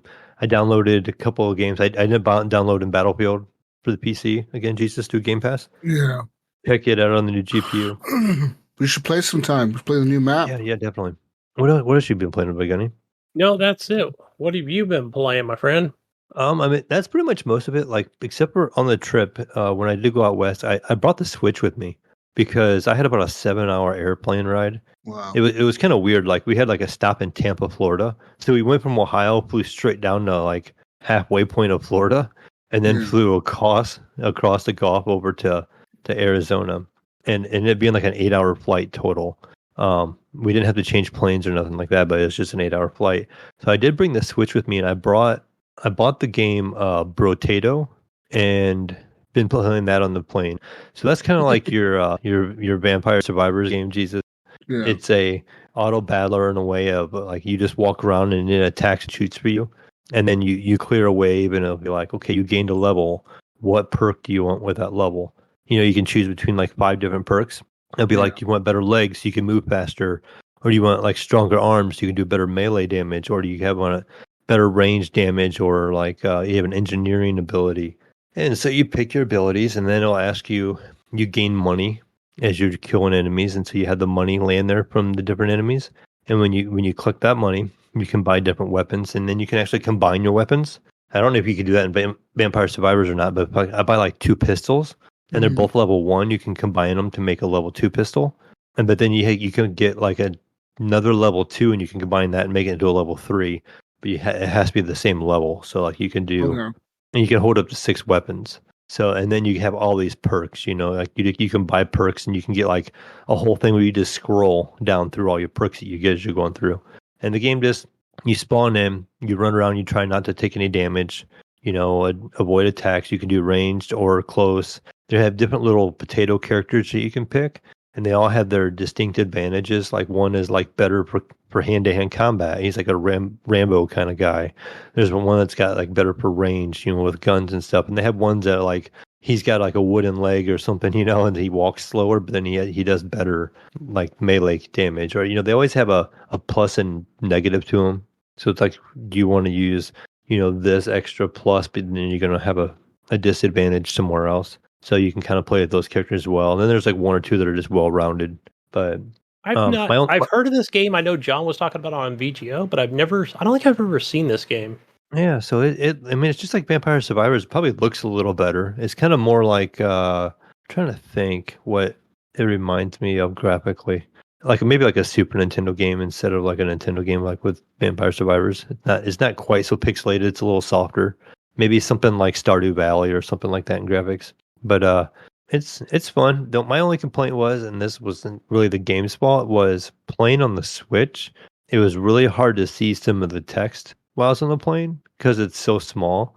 So like you would see an item and it would tell you its perks and its negatives, and it'd be hard to see sometimes. Just depending how it went. So sometimes you just had to kind of guess what it was saying, and seeing in your stats and stuff like that, it was kind of hard to see. So I'm anxious to see it on the PC or on my TV and go from there because my son also has it on Steam, so I can just play it off his account. Yeah, it's $4.99 on Steam, pretty cheap. Yeah, it's a pretty cheap. I think that's what I paid for it as well on the Switch. And it's just something I picked up before I flew out. Figured I'd give it a shot, and then, like I said, when I got back, I picked up the GPU and the Xbox, and then the Xbox I got was a bundle, Jesus, and it came with Diablo 4.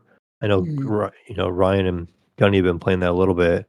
My son was hardcore into it, and he stopped because he didn't like what the season was doing.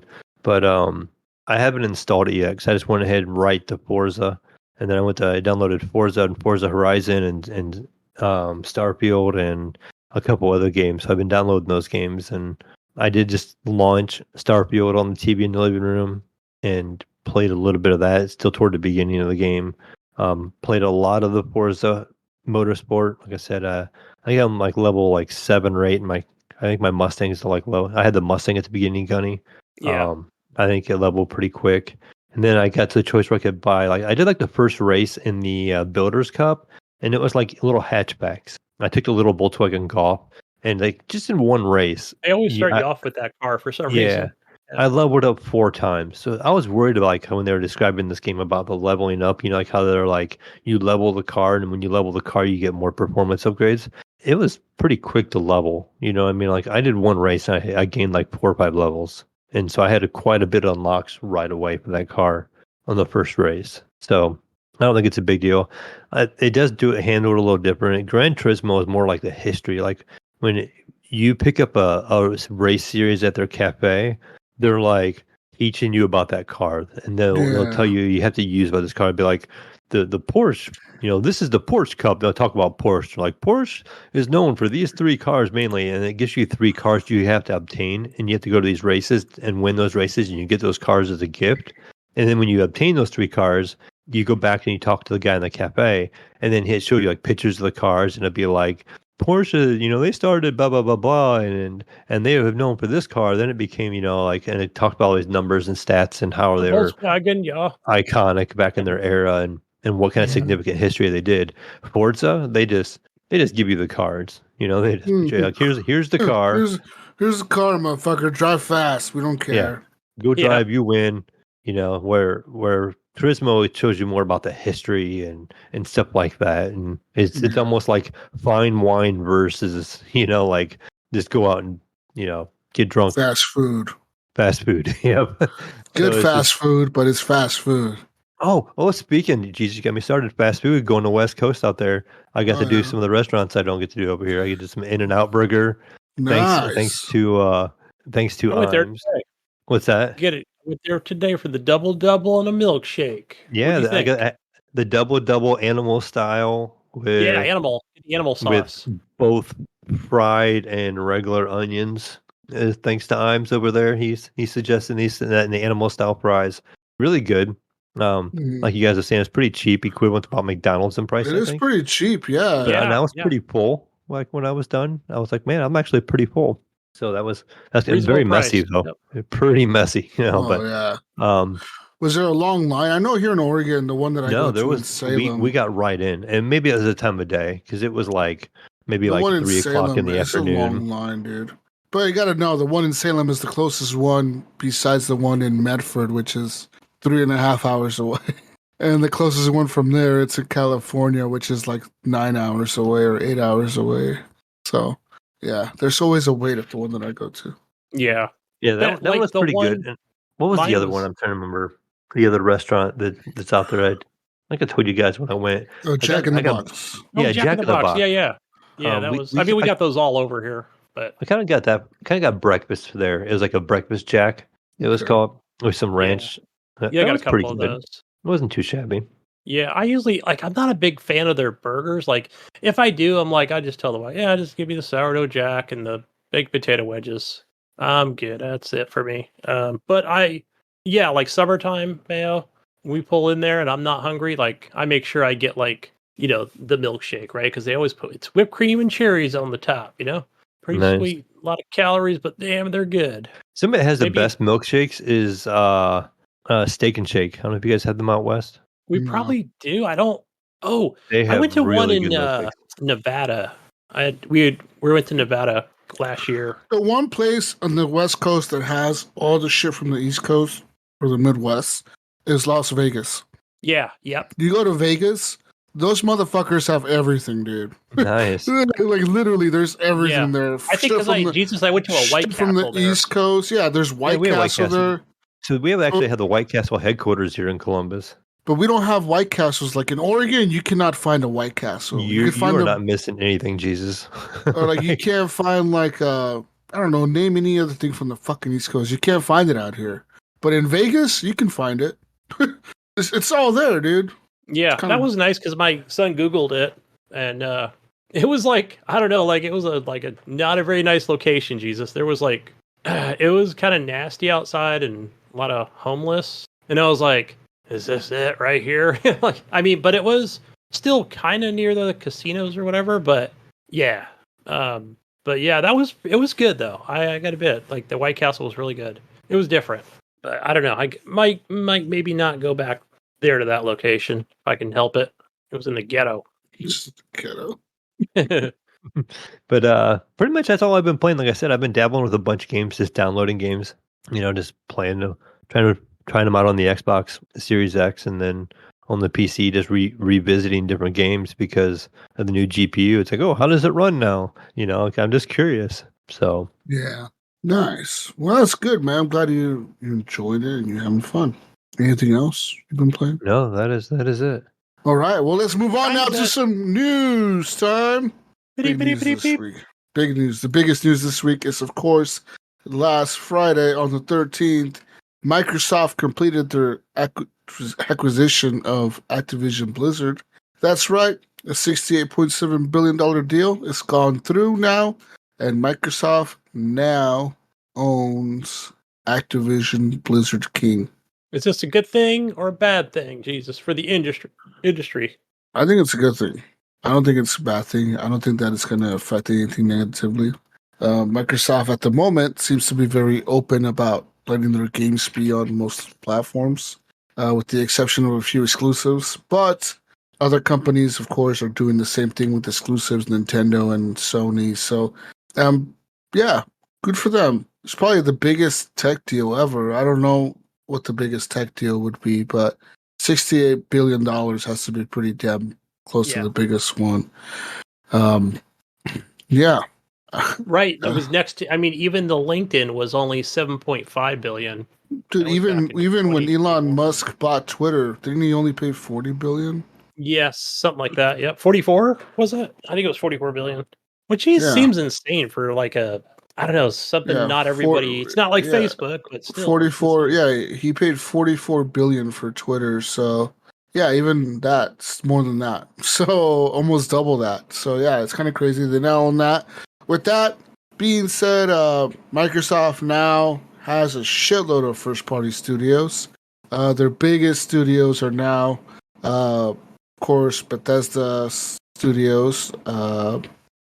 So there's 4 Bethesda game studios that they own. They own Activision Studios, which is Treyarch, Infinity Ward, Sledgehammer, Toys for Bob, High Moon, Shanghai Studios. They own Blizzard now.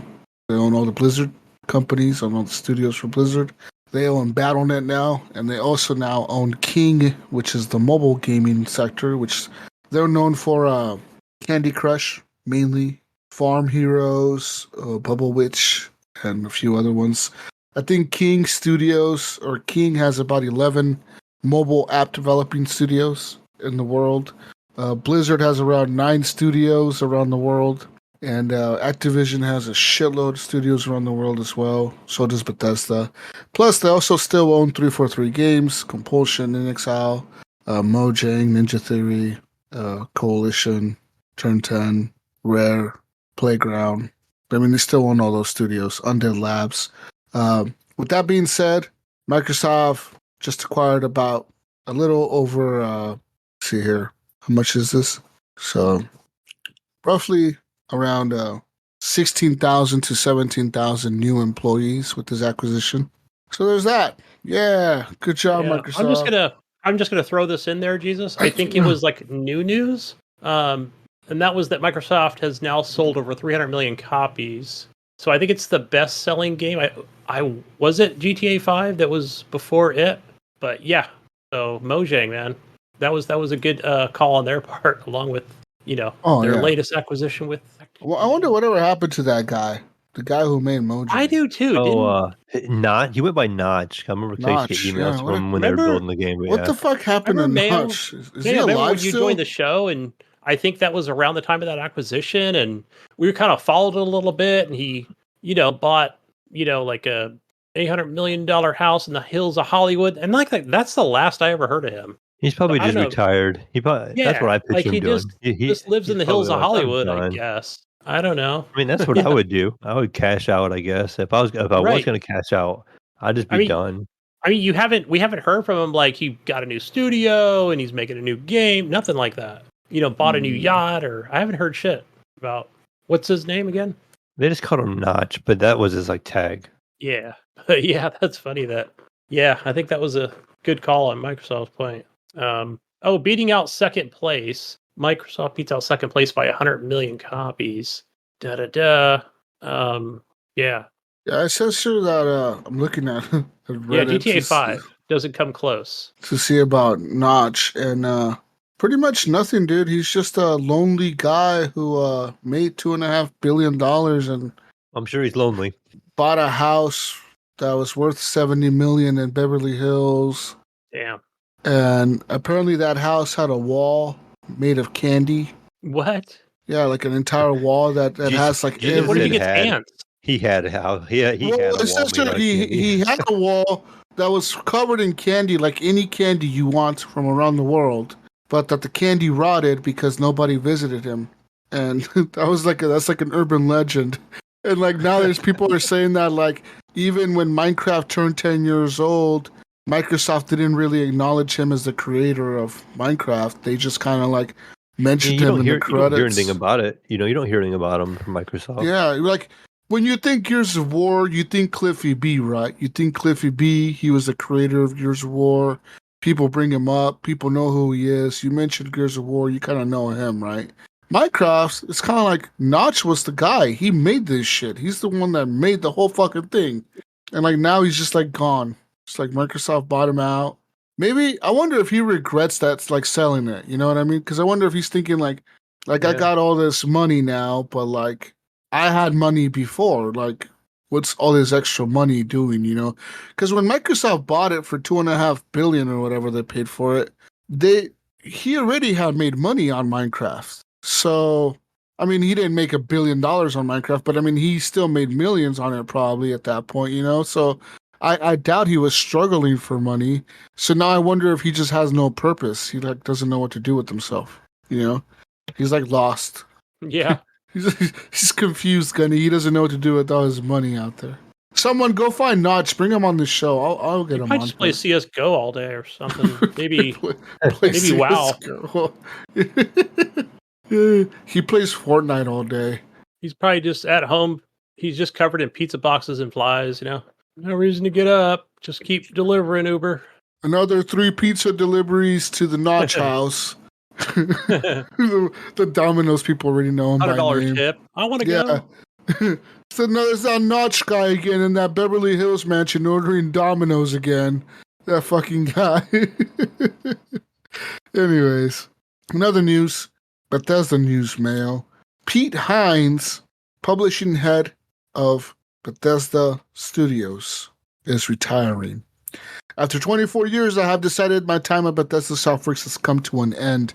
I am retiring and will begin an exciting new chapter of my life, exploring interests and passions, donating my time where I can, and taking more time to enjoy life. This was not a decision I came to easily or quickly, but after an amazing career, culminating in the incredible launch of Starfield. It feels like the time is right. Anyways, a little bit more to that. Yeah, he's retiring. It's been good. I wonder who will take his place. Yeah. I mean, because they're going to need a new CEO for Blizzard Activision and Bethesda. Well, he wasn't the CEO. He was the publishing lead guy or whatever. Okay. Yeah. He was the one that made the decisions on like what games to make or whatever. What games to make next. Who knows? Anyways, he's retiring. Good for him. 24 years is a long time of work. That is. Yeah, it is. Take your Another money, news. go play WoW and get pizza delivered. Yeah, go get pizza delivered. Go to Notch's house. Go visit Notch and eat his candy. Buy a house next to him. Eat the candy. I probably can't afford a house next to him. A $70 million house, Gunny. How many neighbors do you think that fucking guy has? He $100 million houses all around him, bro. Like that. Yeah. These are not houses. These are estates. Estates in the Beverly Hills. Anyways, in other news, CD Projekt has now turned AI technology to replicate Cyberpunk 2077 Polish voice actor who passed away in 2021. The late Milogost Rezek's voice was reproduced by an AI algorithm for Phantom Liberty DLC, the game's recent expansion, for its Polish language release. In a statement shared with Bloomberg, CD Projekt Red said it had obtained permission from his family to recreate the actor's voice in this way for the expansion. That says here, CD Projekt localization director Mikołaj Swed told Bloomberg, Rezek was one of the best Polish voice talents, calling his Cyberpunk 2077 performance stellar. At one point, the studio considered hiring a different actor to record the Polish lines for his character, Victor. However, they did not like that approach. So instead of replacing the voice actor in Phantom Liberty, the studio hired an actor to record the expansion's new line, and then used AI voice cloning software, Respeecher, to alter the dialogue to sound like Rezek's voice as Victor. That's pretty crazy. That's pretty cool. Yeah, it is. That's cool, man.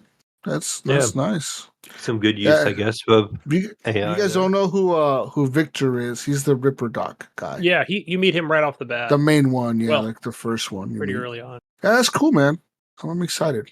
Good for them. That AI shit is nuts. Sometimes I see it, I'm like, God damn. Another news, City Skylines 2, Gunny. Okay. That's my game coming up. City Skylines 2 will be just as moddable as the original, but there will be one notable change. You will not be getting your City Skylines 2 mods on the Steam Workshop. In a post on his forums, Paradox said that the official mod distribution channel for City Skylines 2 will be Paradox Mods, its custom cross-platform mod library. They also said that the Steam Workshop will not be supported. That sucks. That's my favorite thing. You know what? And literally today, I was thinking, I'm going to buy this game on Steam for the Steam Workshop. And now I just read this, and I'm like, never mind. I'll just play it on Game Pass, and I'll use their mod shop. Yeah. Let's see. Yeah, so I wonder if it will. Maybe it's just I guess they're just. I hope the reason they're doing this is because the Paradox mods works on consoles and on the PC, and it makes it easier to just put all the mods in there, so that both the consoles and the PC users can get access to the mods. That's why. Yeah. I hope it's coming eventually, but it sounds like it may not. I wonder too about what am I thinking of? What's the other mod workshop on PC? Nexus mods? I mean, it's browser based. I mean, you can download a program. I'm pretty sure. I hope that those will be supported. I think they could be unsupported, and it'll let you know. You could still incorporate them, but once everybody kind of gets the code, and that'll be a thing. I want to say I've even tried like the mods through the game, but yeah, for some reason I couldn't figure it out. I hope I don't have a hell of a time with this. It was like on the Paradox thing. Paradox also said that the Paradox mods integration will not be available on launch for its October 24th release date. The in-game editor is in a beta mode, and they said that it will launch shortly after they release the game. While we look forward to unleashing the power of creative modification to all of you, in preparation, we are collaborating with a talented group of creators working behind the scenes, ensuring you'll have amazing mods to dive into on the launch of the mods platform. Now, City Skylines currently on Paradox Mods only has a few hundred mods for the game on their mod thing. Where on Steam Workshop there's about 10,000 mods. Yeah, that's a lot. Meanwhile, they do say that there's other games like they're wondering if it's going to support thousands of mods like it does on Steam Workshop. But they're saying that other games like Hearts of Iron has about 30,000 mods on Paradox Mods. So they're saying that they may be able to support that much. It's just maybe people don't put that many mods for City Skylines because they just put them on Steam Workshop. Anyways, and next, now forcing everyone to use this Paradox Mods will probably force everyone to just put other mods on there. Who knows? Maybe they'll get a bunch of. I think they'll get enough.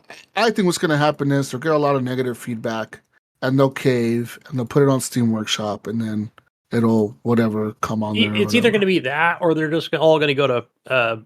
People will review bomb it or whatever. Mods. Yeah, people are going to review bomb it, and they're going to fucking cave watch. It's going to happen. I hope that's the case because it's easy, right? Just subscribe, for an easy type mod, a map or whatever. Boom, it's there. Go back into the game, launch the game, and you have it. And I literally was thinking about buying this game this week for the PC on Steam because I'm gonna get it through Game Pass. But I was like, I want the mods. I should just get it on Steam for the mods. It's been delayed, right? And now that it's not coming out with the mods on Steam, I'm just gonna play it on Game Pass. It hasn't been delayed. It's coming out the 24th. No. So on console it was delayed. Oh, right. Yes, that's right. Yeah. On PC it's still coming out. PC it's still coming out the 24th. On console, I think it's coming out next month. No, spring of 2024. Oh wow. Yeah, for that's a long time from now. And Xbox. Yeah. I'll be playing it on PC anyway, so oh well. Yeah. In other news, Mayo, this is for you, for the PlayStation 5ers, for all you PlayStationers out there. What's that? Listen, Mayo, if you're a PlayStation Plus premium subscriber, you're getting a new perk and the ability to stream select native PS5 games starting this month. Cloud streaming will be available for supported titles within the PS Plus game catalog, game trials, and personal user libraries. The PlayStation blog post details the select PS5 titles that support this feature, including Ghost of Tsushima, Marvel's Spider-Man Miles Morales. You don't even got to download it anymore, Mel. You could just stream it. Horizon Morales one? Yeah. Horizon Forbidden West, Mortal Kombat 11, and Saints Row 4. Additionally, you can also stream game trials for Hogwarts Legacy, The Callisto Protocol, and The Witcher 3 The Wild Hunt. To name some, DLC and add-ons will also be available to stream. Games streamed over the cloud will be output at 4K 60 FPS, depending on your internet speed, and feature full DualSense and Tempest 3D audio support. Sony states that it plans to have hundreds of titles support this feature in the future. Sony says they're gradually rolling out the cloud streaming across Japan, Europe, and North America on the following dates. So Japan, beginning tomorrow, they will be able to stream these games. Europe will be beginning on the 23rd, and North America beginning on October 30th. So there's that. But, again, Mayo, you gotta have PlayStation Plus Premium. Yeah, I'm a hobo. I only have extra over here. Not essential and not extra. You're hobo. Premium. You gotta be premium, Mayo. You're not premium, you're hobo. You're hobo, you don't get this. I mean, I probably won't use it anyways because I don't stream on the Xbox Cloud either. Is that when the Portal? When does the Portal launch? Is that the same time? The Portal comes out soon, doesn't it? I think it's soon. PS. Wasn't sure if it was going to be a conjunction with the launch. PS5 streaming. November 15th. Okay, a little later. $200, Gunny. You gonna get one? Or Mayo, you gonna get one? Mayo should get one. You should get one. Mayo laughed. He did. He ran to turn his PS5 on. I should get one so I can play games when I'm not home. Did you see the new PlayStation, Jesus? Oh, I did. New PlayStation is out. It's coming. Well, it's not out, but it's been unveiled, Gunny. the new PlayStation Slim. That's right. The PS5 Slim is here. It's coming. It's been confirmed. The rumors were right. The leaks were correct. Sony has now unveiled their PS5 Slim. Okay. Is that what they're calling this one? No, it's just called the PS5 or the new PS5. Yeah. They don't even call it the Slim. They just call it the new PS5. Right. Okay, listen. Listen, Gunny. Okay, Mayo, you listen too. Okay. Mayo, do you think your PlayStation's a little too heavy? Oh, definitely, it's too heavy. Too heavy. It's a chunky thing. Now listen, you could get a slimmer one this coming holiday season. 18% lighter, okay, for the digital console, and 24% lighter for the disc console, okay, on the new PS5 Slim. That's right.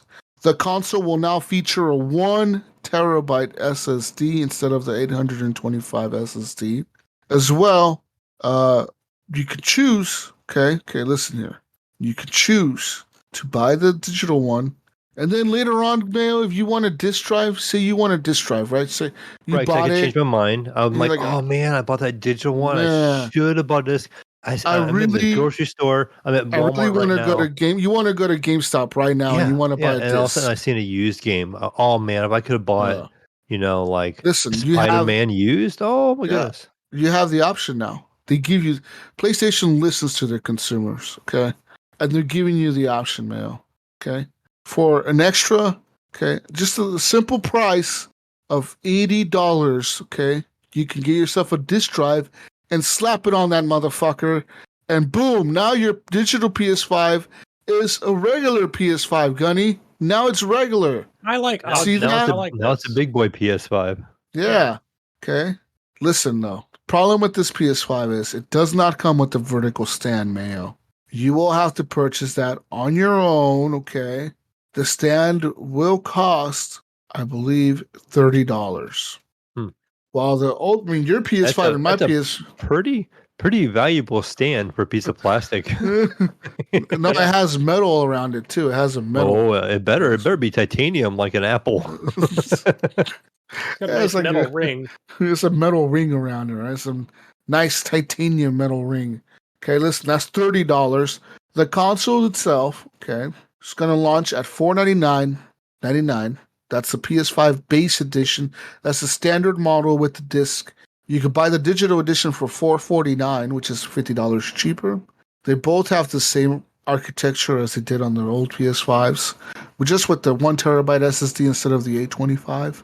And they both support Wi-Fi 6 and, all that bullshit. With that being said, the big change here is they're a little bit smaller, and the disk drive is removable, so you can take off the disk drive. There you go, Jesus. Not only now can you buy used games, now you can buy used disk drives. You can buy it in Best Buy. You'd be like, oh, I want to get rid of my one copy of my Spider-Man I just bought. I finished a game. Now I'm going to sell my disk drive as well. See if Best Buy will buy it back. They'll take $12 for it at GameStop. I'll give you $10 for your used disk drive. But it's Blu-ray. Okay, $11. Fine. That is a Blu-ray one. Wow. What else? Okay. More news. Netflix news now. Moving on to some Netflix news. Netflix is now expanding their game streaming beta to the United States. That's right. The feature, which lets you play games streamed from the cloud on devices like your TV or computer, which first launched in Canada and the UK, is now coming to the United States. Okay, listen. The only 2 games available to stream are Oxenfree and some game called Molly Hughes Mining Adventure. If you have access to Netflix, Gunny, I know you do, you will need to download Netflix's special controller app. Okay? It's a special controller app for your iPhone or your Android, and then you can play these games on your TV. Are you guys excited for Netflix gaming on your special controller? I don't have a Netflix account anymore. We haven't had one for a long time. Oh, you're the one. You're the hobo that uses that box stealing thing, huh? Yeah. I use a movie box. You might get 720p. My premium service went out. Oh man. Your premium service. Your premium service for your pirated shit went out. Pirated Now- premium. Now we're at 1080p watching or 720p. I don't know. I can't. It's easy to watch on a phone, but watching my wife stream it to a TV, it looks like garbage. Yeah, yeah, I know what you Looks mean. bad. Yeah, it looks Trying pretty to watch bad. Reservoir Dogs. I'm like, oh, this looks horrible. Yeah. Yeah. But yeah. What else do I have for news here? Move on to some more news. All right. Oh. All right, big news here. Biggest news of the night. Now that Xbox owns Activision, they own a lot of big games, man. They own now Call of Duty, Diablo, Guitar Hero. They own, what else? Pitfall, Overwatch, Skylanders, Space Quest, Spyro, StarCraft, Tony Hawk, True Crime, Warcraft, and World of Warcraft. They also own Candy Crush, Bubble Saga, Pet Rescue Saga, Pepper Panic Saga, Paradise Bay. Those are mobile games. They own all the Bethesda games, of course. And they also own Killer Instinct, Halo, Gears of War, Fable, Forza, Crackdown, Psychonauts, State of Decay, Zoo Tycoon, Psychonauts. Guys, I think the games are going to start coming out of Microsoft, I hope, soon. And I hope that they're fucking good. That's Hopefully, all we need right. now. All we need now is the fucking games, right? Phil's always said like we wants to get to every month a new AAA game. Was it every month? Something like that. Yeah, I don't know. I hope now I it's can believe That'd be them. nice All if you get one every month. these studios every month. Yeah. That'd be nice. Speaking of quarter. hit games, though, Gunny, Marvel Spider-Man 2, Mayo, the review embargo went up today. What do you think Marvel Spider-Man 2 is sitting at on the Metacritic scale? Oh, well, 86. I don't know. 86? What do you guess, Gunny? So I only looked at. I didn't watch the reviews, but I only saw that like these different websites were giving it like 9s and 10s and 9s and 10s, but that could have been picked out. So without me looking at anything, what'd you say, Mayo? 86? Yeah. And Hmm. somebody had said on X, like, oh, they never got to 90 or something. 89. Both of you are wrong. Bum, bum, bum. Marvel Spider-Man 2 by Sony PlayStation Insomniac Games is sitting at a 91, a Metacritic must-play game with a lot of reviews at over 90. Say here, IGN Adria gave it 100. Some site called The Enemy gave it 100. PlayStation Lifestyle gave it a 90. See here, just look at all the critic reviews here. Oh, wow. Holy shit. It has a lot of hundreds, actually. Holy fucking shit. Yeah. I It's saw a lot of 1, 10s. 2, 3, 4, 5, 6, 7, 8, 9, 10, 11, 12, 13, 16, 17, 18, 19, 20, 1, 2, 3. Has 25 100 scores. Wow. And Yeah. the rest are sitting at 97s, 95s, a lot of 95s, a lot of 92s, 90s. I know ACG said it was a play now or a buy now. When just buy, wait for a sale or rent. He said buy now. That's coming from a pretty harsh critic there, ACG. So that says a lot. I'm excited. He plays. Does that make you yeah, more many hours per excited, game. Mayo, now? Does that Oh, make yeah, you I'm- more fucking I'm hyped? excited. I enjoyed the last one. Damn, Mayo. Get hyped, Mayo. I don't hear the hype. Fucking hype, bro. I'm fucking Spider-Man 2. The hype is there. It is real. I'm telling you. Spider-Man Mayo, 2 I'm telling ready. you know what, Jesus? Mayo doesn't need Game the of the hype. year. I'm telling you, next week, Mayo's going to be like, I sat down. Listen, and bro, I'm finished it already. gonna go buy some plates for my PlayStation. I'm gonna buy a Spider-Man suit. I'm gonna wear it while gaming on While Spider-Man. playing, you with the mask as well. I'm gonna wear the mask. Cause I'm gonna go down to Spirit Halloween right now tomorrow, and I'm gonna buy myself a Spider-Man outfit. Okay, I'm gonna hold you to it. I want to see pictures tomorrow on Discord. I'm gonna wear it as I play my Spider-Man 2 game. Okay, with my Spider-Man 2 shield plates on my PlayStation and Spider-Man everything, Gunny. Spider-Man what Xbox? No one cares about that hobo No, box. they don't allow that on there. That stupid Activision deal. They don't got Spider-Man. Yeah, what's up, Gunny? They don't have I'm still a Spider-Man. hobo playing it on my PS4. Stuck back here in 2018. This game is a PS5 only game. Yeah, I know. So I need to That's what they upgrade. needed to do. Exclusive, Gunny. No more games for you hobos on the PS4s. Where's the eject button on this thing? There it is. Throw that thing out the window, Gunny. Throw it out the Hey. window. Right. You don't need it. Still a good game, man. Yep. You don't need that hobo box anymore. It's a PS5 or nothing, Gunny. And yeah, Very another nice. news. Minecraft surpassed 300 million copies sold, and they have a new Star Wars DLC coming out for it. Yeah. And no mention of Notch on here. Not No, one. huh? No, he wasn't even recognized. Who's Notch? They don't even know who he is. I think if you ask Phil who's Notch, he's going to be like, what Notch? Notch The where? In my belt? Yeah, the Buying notch. Activision? Huh? Exactly, the notch on my belt. Yeah. Oh, shit. Throwing that big dick energy around, Phil, huh? Made the other guy retire. Damn, Phil's a savage, dude. Take $2 billion, get out of here. I wonder if they made like a bet underground, like some behind the scenes bet between all the corporate guys. And like, hey man, whichever one of you guys loses has to announce your retirement. And they're like, all right, it's on, motherfucker. And then Jim Ryan lost, and that's why he had to announce his retirement, Gunny. You think that's I think that happened. Listen, I think that happened. I think there's some secret behind the scenes corporate, like some Facebook group or chat. They use probably Slack. They're on Slack, they're all in there chatting, and Phil Spencer's just talking mad shit about PlayStation, and Jim Ryan's like, hey, fuck you, Phil. And he's like, all right, motherfucker, you want to bet me, bro? I got a cool jacket on. He's like, I don't want your jacket, I want your job, Phil. He's like, all right, let's bet our jobs then. If I lose, then I retire. If you lose, then you retire, Jim. And Jim was like, all right, it's on. And Jim fucking lost. Yeah, right. He lost the bet. Yeah. So where do you think Jim's going next? I mean, he's not. I don't think he's done for. Probably gonna go work somewhere else. He's gonna go work for Activision. Netflix gaming. Go work for Activision. He could work for Activision under Xbox. Yeah. Well, another look who's news. back, right? Mikey Barra's back. Rod Ferguson's back. Yeah. Right? They all left like they a all few left years just ago. to come back. Yeah, they all left. Yeah, just they're back again. Another news, Gunny and Mayo. According to Steam charts, on October 15th, Battlefield 2042 broke its concurrent player record on Steam with over 101,000 players online, Gunny and Mayo.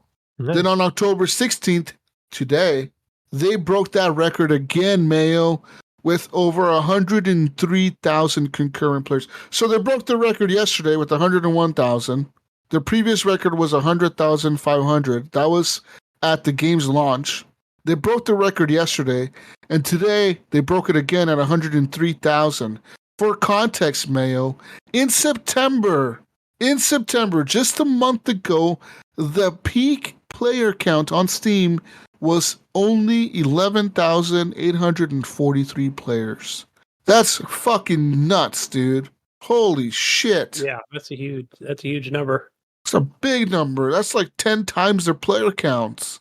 I think they're going to be able to hold this until Modern Warfare 3 comes out. Yeah, and then they're going to lose all the players. Yeah. Let's be honest here. We all know what's going to happen. Yeah.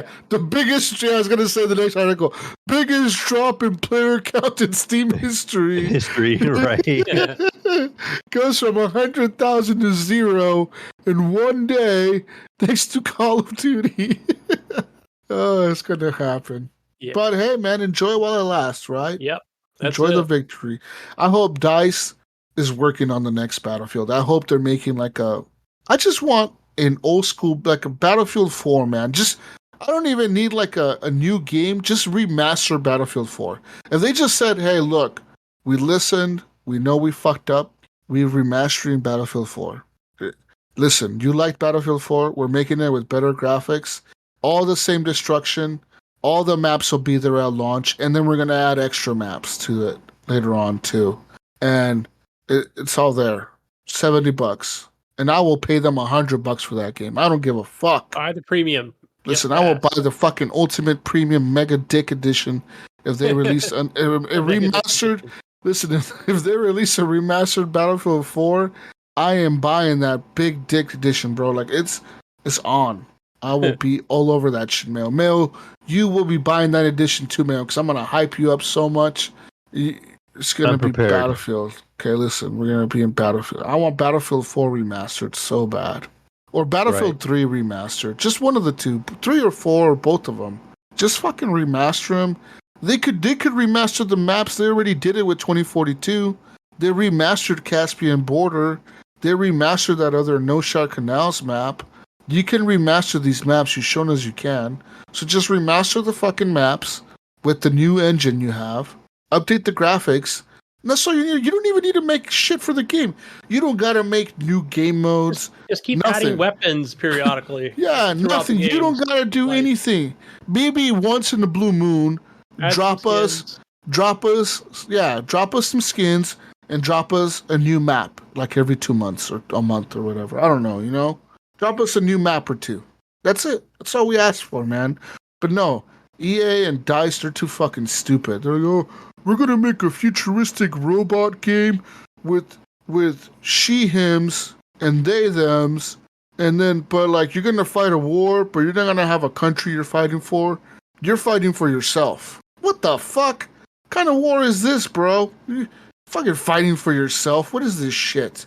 Yeah, man, we cannot have sides. We can't have countries on the side. You gotta be like part of no country. You're a notepad. Fucking stupid ass shit. Like, what the fuck?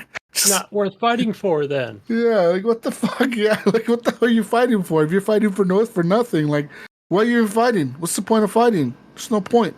You're gonna fight for nothing. Fuck. Don't want to upset anybody. They upset me. Okay. They upset me by adding blue-haired old women as a medic. She's like 60 years old, running around a battlefield as a medic. Maybe she's in good shape. Yeah, a really good shape 60-year-old woman running around a battlefield getting shot at by sniper rifles and shit. I'm sure she must be in really good fucking shape, okay? Anyways, that's all we have for news. That's all we have. There's no more news. I got one more, Jesus. I got one for you. Shocking news here, right? I sent this to Gunny. I just found this one funny. Jesus, one Wii U was sold in September of 2023. This is the first time since May of 22.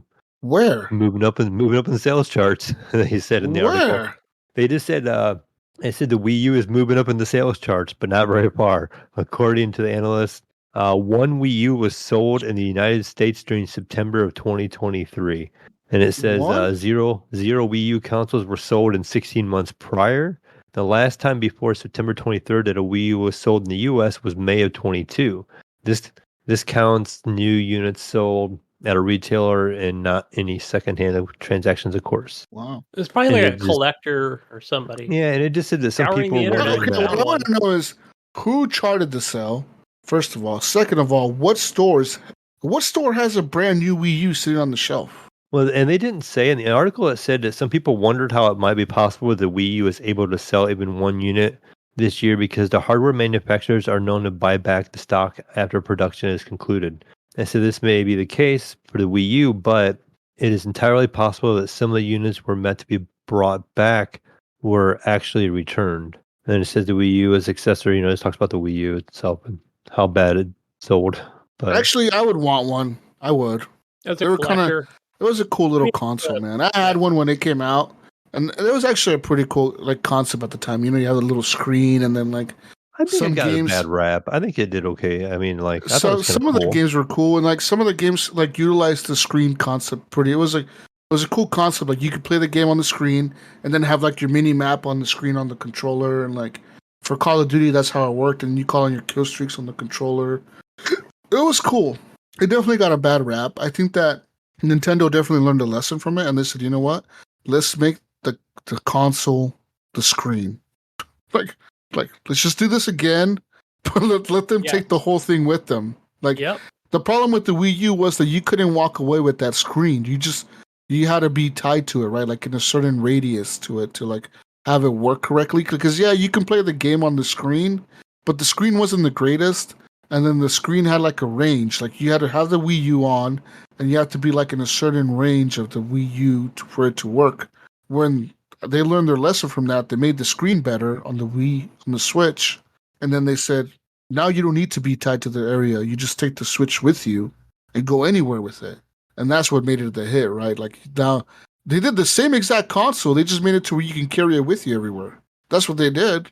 And they made a better screen and I guess better Joy-Cons. Not only that, but also I want to point out that Reggie, while he was CEO of the company, everybody kept asking him, "Where are the games? Where are the games? Where are the games? The Switch? Are they coming?" He goes, "I promise you the games are coming." And then literally like right at the end of when he, I don't know, whatever, retired, moved on, went to work for somebody else, like boom, those games came. I remember that because we were talking about it on the show. And another good thing that the Switch, I think another good thing the Switch did at launch was something that no one thought Nintendo would ever do, was they opened up the floodgates to let all that Steam indie shit come in. Oh, I know, right? That right there, I think, is what really boosted their sales more than anything. Because if they would have just said, "Oh no, we're not gonna let the Steam indie guys in. We're gonna let some indie guys in, but not like any indie guy," and instead they said, "You know what? Fuck it, we'll let any indie guy in." And now you could literally buy like most of the games on Steam that are indie titles. You can find them on the Switch, dude. Like even like the weird ass hobo ones. You know what I mean? Like weird ass shit. Like the weird ones, like the $2 games. You know, you're like, what the fuck is this? And it's just like, oh no, because they let anything on there kind of now, you know? Like they're kind of like, we don't give anything a fuck. but the smut. That's why, like I said, that's where I got Brotato. I literally, right before I went on my trip, I'm like, oh, let me go see what the deals are. And I just went through and I was cycling through and just looking at all the deals. I'm You like, see it, right? That looks cool. And I seen Brotato for like $5. I'm like, sure, why not? It's like, that was a really smart move by Nintendo to let those games like that, because they get people like you, Mayo, that don't ever really game on there to spend money on that, you know? It's really smart. Yeah, they made 30% of that sale. Rumor has it the new Switch will be coming out next year, with the new Xboxes coming out next year as well. The new Xboxes, like, you know, we got the leaks. They don't seem to be much of a difference from the consoles we have now, besides the having no disc drives. See, PlayStation gives you disc drive if you want it. They're like, you know what, you don't need it, but you can have it. We even make it an option now. Xbox is just taking it away, apparently. We don't know yet. Maybe they'll have an external drive too that you can plug in. Hey guys, plug in this drive via USB to your console and it'll work. They're gonna be like, plug in any disc drive to your console and it'll work. But I thought that one, no, but well, yeah, but the one's coming out next year is just the discless X, right? And the S. Yeah, I mean the S is already discless, but they're both discless. Yeah. I don't think so. I just don't think they're going to add like an option like PS5 had. Remember they tried that? I think they will. I think they will be like, you know what? We're going to let you use any disk drive on this motherfucker. I think they could do it. I think they could be like, you know what? Maybe with the right software. Just fucking buy any hobo Blu-ray fucking drive and plug it in. It'll work. We promise. Yeah. We'll patch this shit. Yeah, we'll patch this shit to allow any fucking Blu-ray drive to... You go buy the PS5 drive and plug it into this motherfucker and it'll work. You know, that's what they'll say. Like, oh, you guys want a disc drive? Go buy that PlayStation disc drive and we'll put it in this motherfucker. It'll work. That'd be funny. That works. That would be awesome. Well, we'll see what happens. You know, too, I realized is you're talking about the new Switch, possibly, you know, like rumored for next year. Yeah. I've seen rumors where like they were saying like it could be more powerful than the PS5. Could you imagine what kind of world we would live in like next year if it came out as more powerful than the PS5 and they didn't change the Xbox and the PS5? That the Switch be the most powerful console out there next year? The Switch would outsell both of those consoles faster than they could even think. They you know how like PlayStation touts about having 40 million PlayStations sold? The Switch in 2 months would be like, yeah, we sold 60 million units already. Yeah, right. Yeah, like guys, yeah, we're on track to sell about 300 million of these consoles by 3 years. Yeah, this will be the best-selling console ever in the history of ever. Hey, Xbox, we're gonna acquire you now. We got the money. Buy you. We're gonna buy Xbox from Microsoft. That's how much money we have now. That's what they're gonna say. Right. Like, that could be a weird scenario.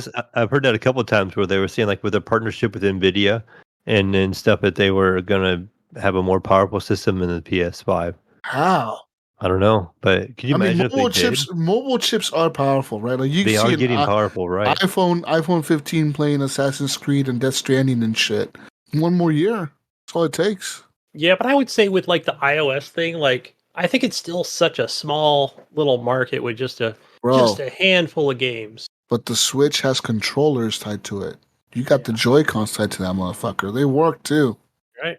So like that would be a crazy, the only upside that Microsoft and Sony would have then, exclusives. Yeah. Yep.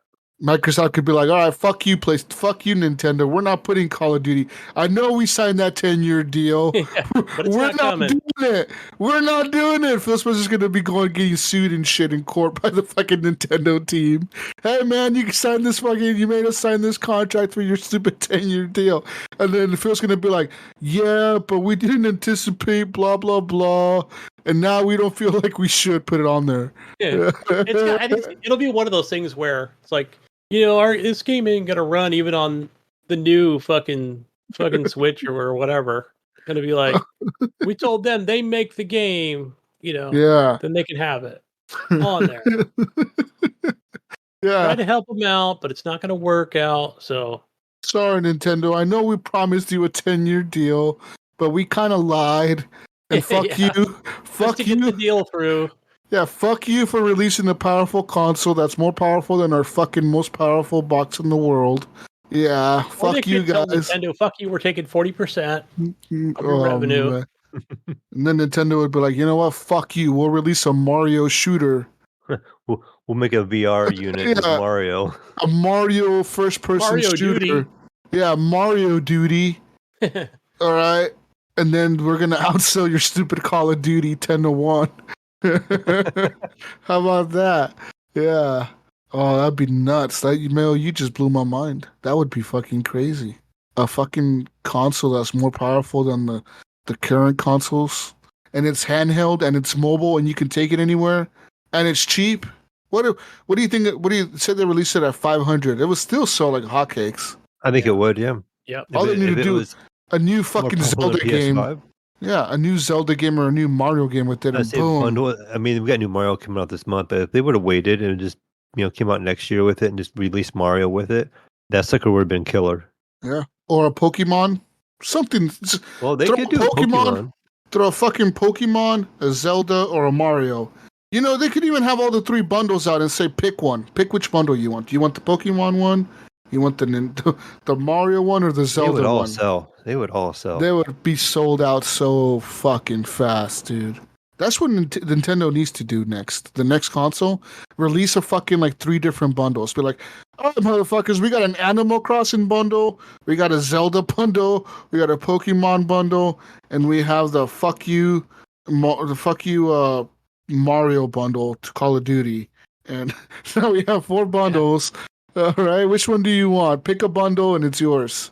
That would be sick. They would even at $500, people would go nuts for them, and you wouldn't be able to find one. It'd be like the pandemic all over again. You wouldn't be able to find a Switch. Be supply chain, thing going on.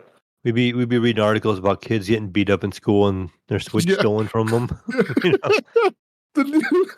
Got my Switch stolen from me. These kids beat me up. There's a reward for $800 for it. Oh man, I'm excited now, Mayo. Now I'm excited for the new Switch.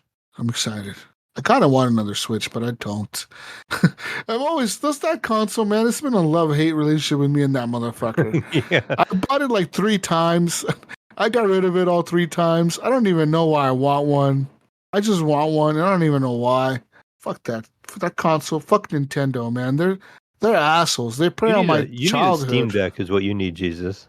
You know what? I do think that's what I need. I need a Steam Deck. That's what my son bought one. He bought that one. I showed you guys in that picture. He took it home with him today. I'll show you on screen. But he bought the bottom one, and we just expanded the memory on it.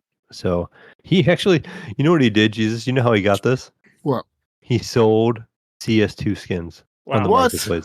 He had so much money in CS2 skins that he was able to buy. No way. Yeah, he sold a $400 knife on CS2 he had gotten. A $400 knife? Yeah. He got a $400 skin knife. He'd sold that, and then he sold a couple other items. He sold a bunch of stuff, but yeah. So he was actually had enough money to buy the Steam Deck off of CS2 content. Bro, I'm playing the Yeah. wrong games. If I put Yeah, as we much are. time, listen, if I put as much time into CS2 as I did into Battlefield and Call of Duty, I'd be Yeah. like I mean, your you still have son. to buy the box. You got to buy the keys to open the crate, Oh, and man. then it's a roll. That's a whole So he probably chance. spent a lot more than that over the years that he's been Yeah, playing. maybe if you go over the years and years and years and years, yeah, maybe. But you get lucky and get that one item. You ever seen the prices in some of them things in CS2 go? Yeah, yeah. They're ridiculous. $2,000 or Wow. $3,000 knives, there were gloves and stuff like that. It's crazy. Anyone ever try to hack his Steam account and steal his shit? No, he never had a problem. Weird. I wonder how often that happens. Probably happens a lot more than we think. There's Yeah. probably like some underground hackers I'm that sure. hack people's Steam shit to steal their shit, Yeah. Wow. That's crazy, That's dude. Yeah, so insane, he purchased his Steam Deck off sheer CS2 skins. Damn. Selling them on the Steam Wow. Marketplace. Because when you sell one through the Steam Marketplace, it goes into your account, and it Yeah. becomes like Steam credit. Yeah. And he just had to wait and then just let it build up. And when he sold his $400 knife, he was there. He was like, "Oh, got it." Wow. Nice. That's fucking cool, man. I'm jealous. That's right. I thought you were gonna say he mowed lawns or some shit. no, Like actually didn't work. Well, he mowed lawns or painted a wall He or washed something. dishes. he played video games. Jesus. He vacuumed. He He was painting in the summer heat. Yeah, he was out there painting fences for people in the summer. Yeah, I could sell all my CS2 skins, and I'd get like maybe a couple dollars, maybe. Mainly because I think he took mine all, because you can trade them. So he'd log into my account and took my good ones. He traded them to himself. He'd be like, "Oh, this skin's cool." Boost Here. himself a couple bucks, sure. Yeah. But Nice. Well, that's all I have for news, gentlemen. What else do we have going on? Oh, what else we have? Still have the console corner going on here. What do we have for PlayStation Plus for October? If it's still valid, those 3 games are the Callisto Protocol, good game, I think. Farming Simulator 2022, and the Weird West. Gunny, you say you think on Callisto Protocol? Didn't you own that game? I do. I own it on Xbox. Remember, I told you I've got that where I just did not like that fucking combat. Yeah, where you I'm didn't like "Fuck it. You just this, had fuck to that." I just bump down got the that- difficulty to get through I it. just got that on the PS5 the other day because it was like it reminded me, like, hey, your PS Plus games are available. Right. And I just added it to my library. And then I knocked down the difficulty and I started a playthrough, but then something else new came out, and I'm like, all right, put you to the wayside. Sometimes games, man, I know people like to play games on hard or normal or whatever, but sometimes games really they're really, in my opinion, they're meant to be relaxing, right? And Yes. And like, this was just not put that- relaxing in my opinion. just put that shit on easy and go through it, man. Just enjoy the fucking game. Like, That's what I'm doing. don't beat yourself up. Don't get all fucking Right. frustrated. Like, it sucks when you go, like, that's the problem with, like, online games, like a shooter. Like, I go to play Battlefield to relax. And then I get fucking, like, destroyed by, like, SEAL Team 6. They've been Like, playing for Yeah. fucking 80 hours this All right, week, listen, Jesus, while you were at work. We're up on against this team that's been, like, they're, like, fucking training, like, Navy SEALs hunting down Osama bin Laden or something. All right? They got, like, every corner locked down. Your team can't do absolutely jack shit against them. That shit is nuts. It's like so frustrating. And then Call of Duty is like one of the worst games at it because it'll like in the beginning it might put you in a match that's really easy, and then the matchmaking kicks in, the skill based bullshit. Yeah. And it's like, oh no, you really are way better than these guys. Let's put you over here. And next thing you know, you're getting fucking destroyed. You're like, oh fuck. You're playing against the fucking FaZe Clan guys or whatever. Yeah. Those fucking assholes. You're so And rusty you're at the fucking game. destroyed, dude. That's what I hate about online games. That's why Cyberpunk is so good for me, because it's just I could do whatever the fuck I want. Yeah. Do whatever you want, man. Oh, what else do we definitely. got here, guys? Xbox Game Pass. We got Forza Motorsport. Another one called the Lamplighters League. I haven't even checked that out. I think Looks that's a lame. turn-based game. Yeah. Turn-based strategy. And Gotham Knights, Mayo. I think you said you just picked this up. Nice. Yeah, I installed that last week and I haven't gotten to it yet. But I did put that on the new Xbox. Iams did tell me that was one of the best games he ever played on the OLED screen on his PC. Nice. He said that it looks really, really nice on the OLED. I was like, you know what? I should check that out now that it's on there. Well, you check it out on your Xbox, man. Maybe it'll look really nice on your TV. Yeah, that's where I downloaded it. So Nice. Gotham Knights. So that's I think that's Rocksteady. It's the name of that developer. And yeah, they've always made pretty games. All those Batman games look really good. Moving on to Epic. So what do we get for our 2 free games? You get something called Blazing Sails. So this looks like a Hobo Sea of Thieves game. Yeah, it does. Right, I'm looking at the screenshots. I'm like, that's Sea of Thieves, but a little more extra cartoony. But anyway, your second game is called Cube. Qube. So you get Cube, the first one, like a 10-year anniversary. The second one, which is like the premium edition. So it looks like kind of like a Portal, but I think it's like the first person. It's just showing your hands moving colored boxes around. So I'll never play it, but you know what? I picked it up anyway. Thought, let me claim it and not play it, not even download it. But it's in my Epic library, and it can be in yours too. Just go claim. And yeah, I think that's all we have, guys, for Council Corner. We are done. Yeah, any new games? I think we talked about those. Lords of the Fallen. I think that was a new game. That it's more of a it's a Dark Souls style type game. But yeah, I don't know, guys. That's not something I'm gonna be picking up right away. Looks like it might be easy in the beginning, but not for me. I got some news for you real quick. Last piece of news is like I just literally came across this.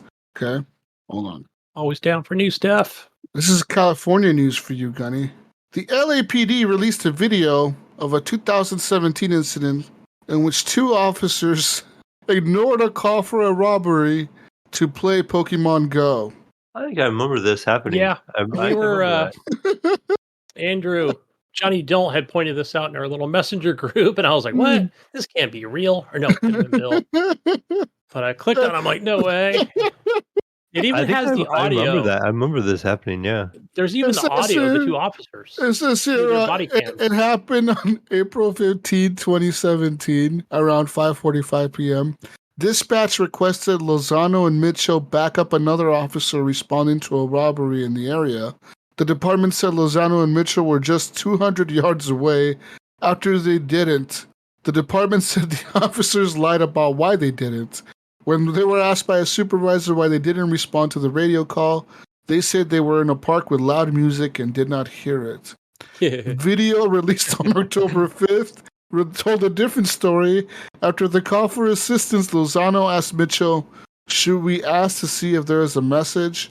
Maybe they want us to go over there and help out. And Mitchell then said, it's up to you, senior. And the other guy said, screw it. After about 20 minutes later, the officers were heard on the onboard camera talking about Pokemon Go and how one guy said Snorlax just popped up. Gotta get that Snorlax in. Robbery in progress. Then the officers were heard discussing where the character would appear. Then they drove over there to catch it. The officers continued for 20 or so minutes, driving around the area, discussing the mechanics of the game's berries and Ultra Balls while trying to catch other Pokemon. After the incident, both Lozano and Mitchell were charged with misconduct, and then a disciplinary panel voted unanimously to recommend they both be fired, and they both did get fired a year later. Oh my god, dude. You can just see them driving past the fucking scene of the robbery. Fucking robbery. Keep going. Their fucking partner's getting shot at and shit. He's by himself, pinned down. These guys are just driving by. No big deal. We'll be back, buddy. Just hold them off for a little bit longer. We gotta catch this Snorlax real quick. Right, we got this rare Snorlax over here we gotta go grab. Yeah, code 14. Code 14. I don't know what that is, but Charizard's around the corner. Wow. Wow. One of them was an officer with the LAPD for more than 17 years, and the other one had been on the department for nearly 8 years at the time of the incident. So these guys weren't like rookies. They didn't get excited over anything. They're like, we've done repeat robberies before. These young kids can handle it. You know, we got Snorlaxes to catch. Right, that's more exciting. Got Snorlax to catch over here. Oh, wow. Dude, I'm telling you, Pokemon Go is huge, man. At my fucking work, there's these fucking grown-ass men, fucking 50 years old and shit, running around playing Pokemon Go. They think video games are stupid. but they fucking play Pokemon Go like religiously. Like they know all the Pokestops from work to their house, and they drive a specific route home to hit all the Pokestops on the way home and on the way to work. And they know like all the secrets and shit. Like, like it's a thing, man. Pokemon Go, it's still big. Yeah, I always think back to when that thing was first released, on mobile, of course. And yeah, because I remember I was in the town like south of me, and I've got, these whatever 14-year-old, 16-year-old fucking girl, 14, whatever, right? Young girls just walking out in the middle of the street, and I'm like in my work truck just trying to find a parking spot. It's like, the hell out of the way, damn it. And they're just not even like I wasn't even there, Jesus. But it wasn't like I was going fast or anything. Like I was just fucking invisible to these people. Like, what the hell? I want to be playing. I was playing too, by the way, but not while I was driving the truck. Like when I was physically moving. But yeah, it's like I got to pull over and catch me some fucking Pokemon too, Yeah. But I didn't want to be like a creeper and get out and start following these girls, You're an old ass rat tripping out They of a probably car. wouldn't have even noticed. They're like, "You're here too with us. Awesome. We're going to the next Pokestop. Let's go." Yeah. Yeah, that's all I have for news. Hell yeah. All right, guys. Nothing. I'm done. Me too. I'm gonna go play some pinball. Ryan got some. Right. I'm going to be all over the place. Like I said, Some I'm new going to be playing South up some Park Red pinball Dead tables. and some Gotham Knights and all sorts of stuff this week, I think. Sweet. I guess I'll continue my campaign with Starfield with no companions, since they all. It's funny because I went in there, Jesus. I went to look at like assignments to the ship. Mm-hmm. I don't know. It still shows that Andreja's still there, but I don't know. Maybe she's not. Maybe I got to go find her again. Who knows? Maybe. Or Danny, or yeah. The only one I didn't put on the ship was the fucking was Bosco or Roscoe or whatever. He's still back at the fucking place where you get him at. So the farm, whatever the fuck they're calling that thing. But yeah. All right, guys, go find me over on Xbox and Steam as the Gunny Chief, and I'll be on the Hobo PS4 playing Spider-Man under HGP _Gunny. Nice. Where do we find you, Mayo? Oh, you can pretty much find me everywhere as the Mayo. Discord, Xbox, PlayStation, all those places. Steam. I mean, I'll be playing a little bit of everything again this week. I said checking out some old games and some new games. Some Nice. Spider-Man this week and some Mario this week. What do you think Mario's going to get, Jesus? What kind of score do you think Mario... That review has not been out. I just actually looked at Metacritic. I never looked at Metacritic. 93. For Mario game, there's a lot of Mario games in the 90s. I was surprised. Yeah. They're all like mid to high 90s. I'm going... I don't know. I don't know yet. When does it come out again? 94. Friday? I think Jesus is probably close. I think it's going to be like 94, 95. 4? Yeah. I don't know enough about it. I mean, just from the new way it looks. Bro, you got to know it's Mario. But damn, Right. even Mario Run, guys, on mobile, iOS and Android, it's a fucking good game. I do fire that up every so often.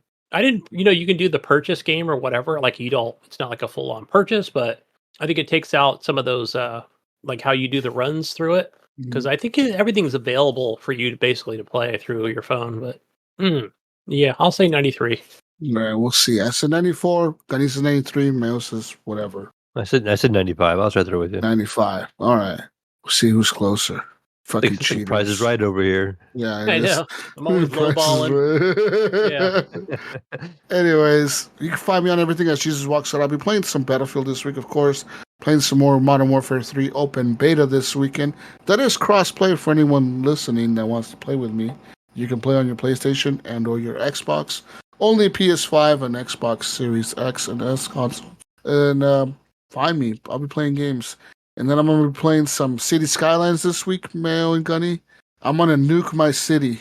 I'm going to flood my city. So I'm going to go into my city, and I'm going to just fucking click on all the disasters, and they're all going to happen at once, and I'm going to see what happens, what the outcome is.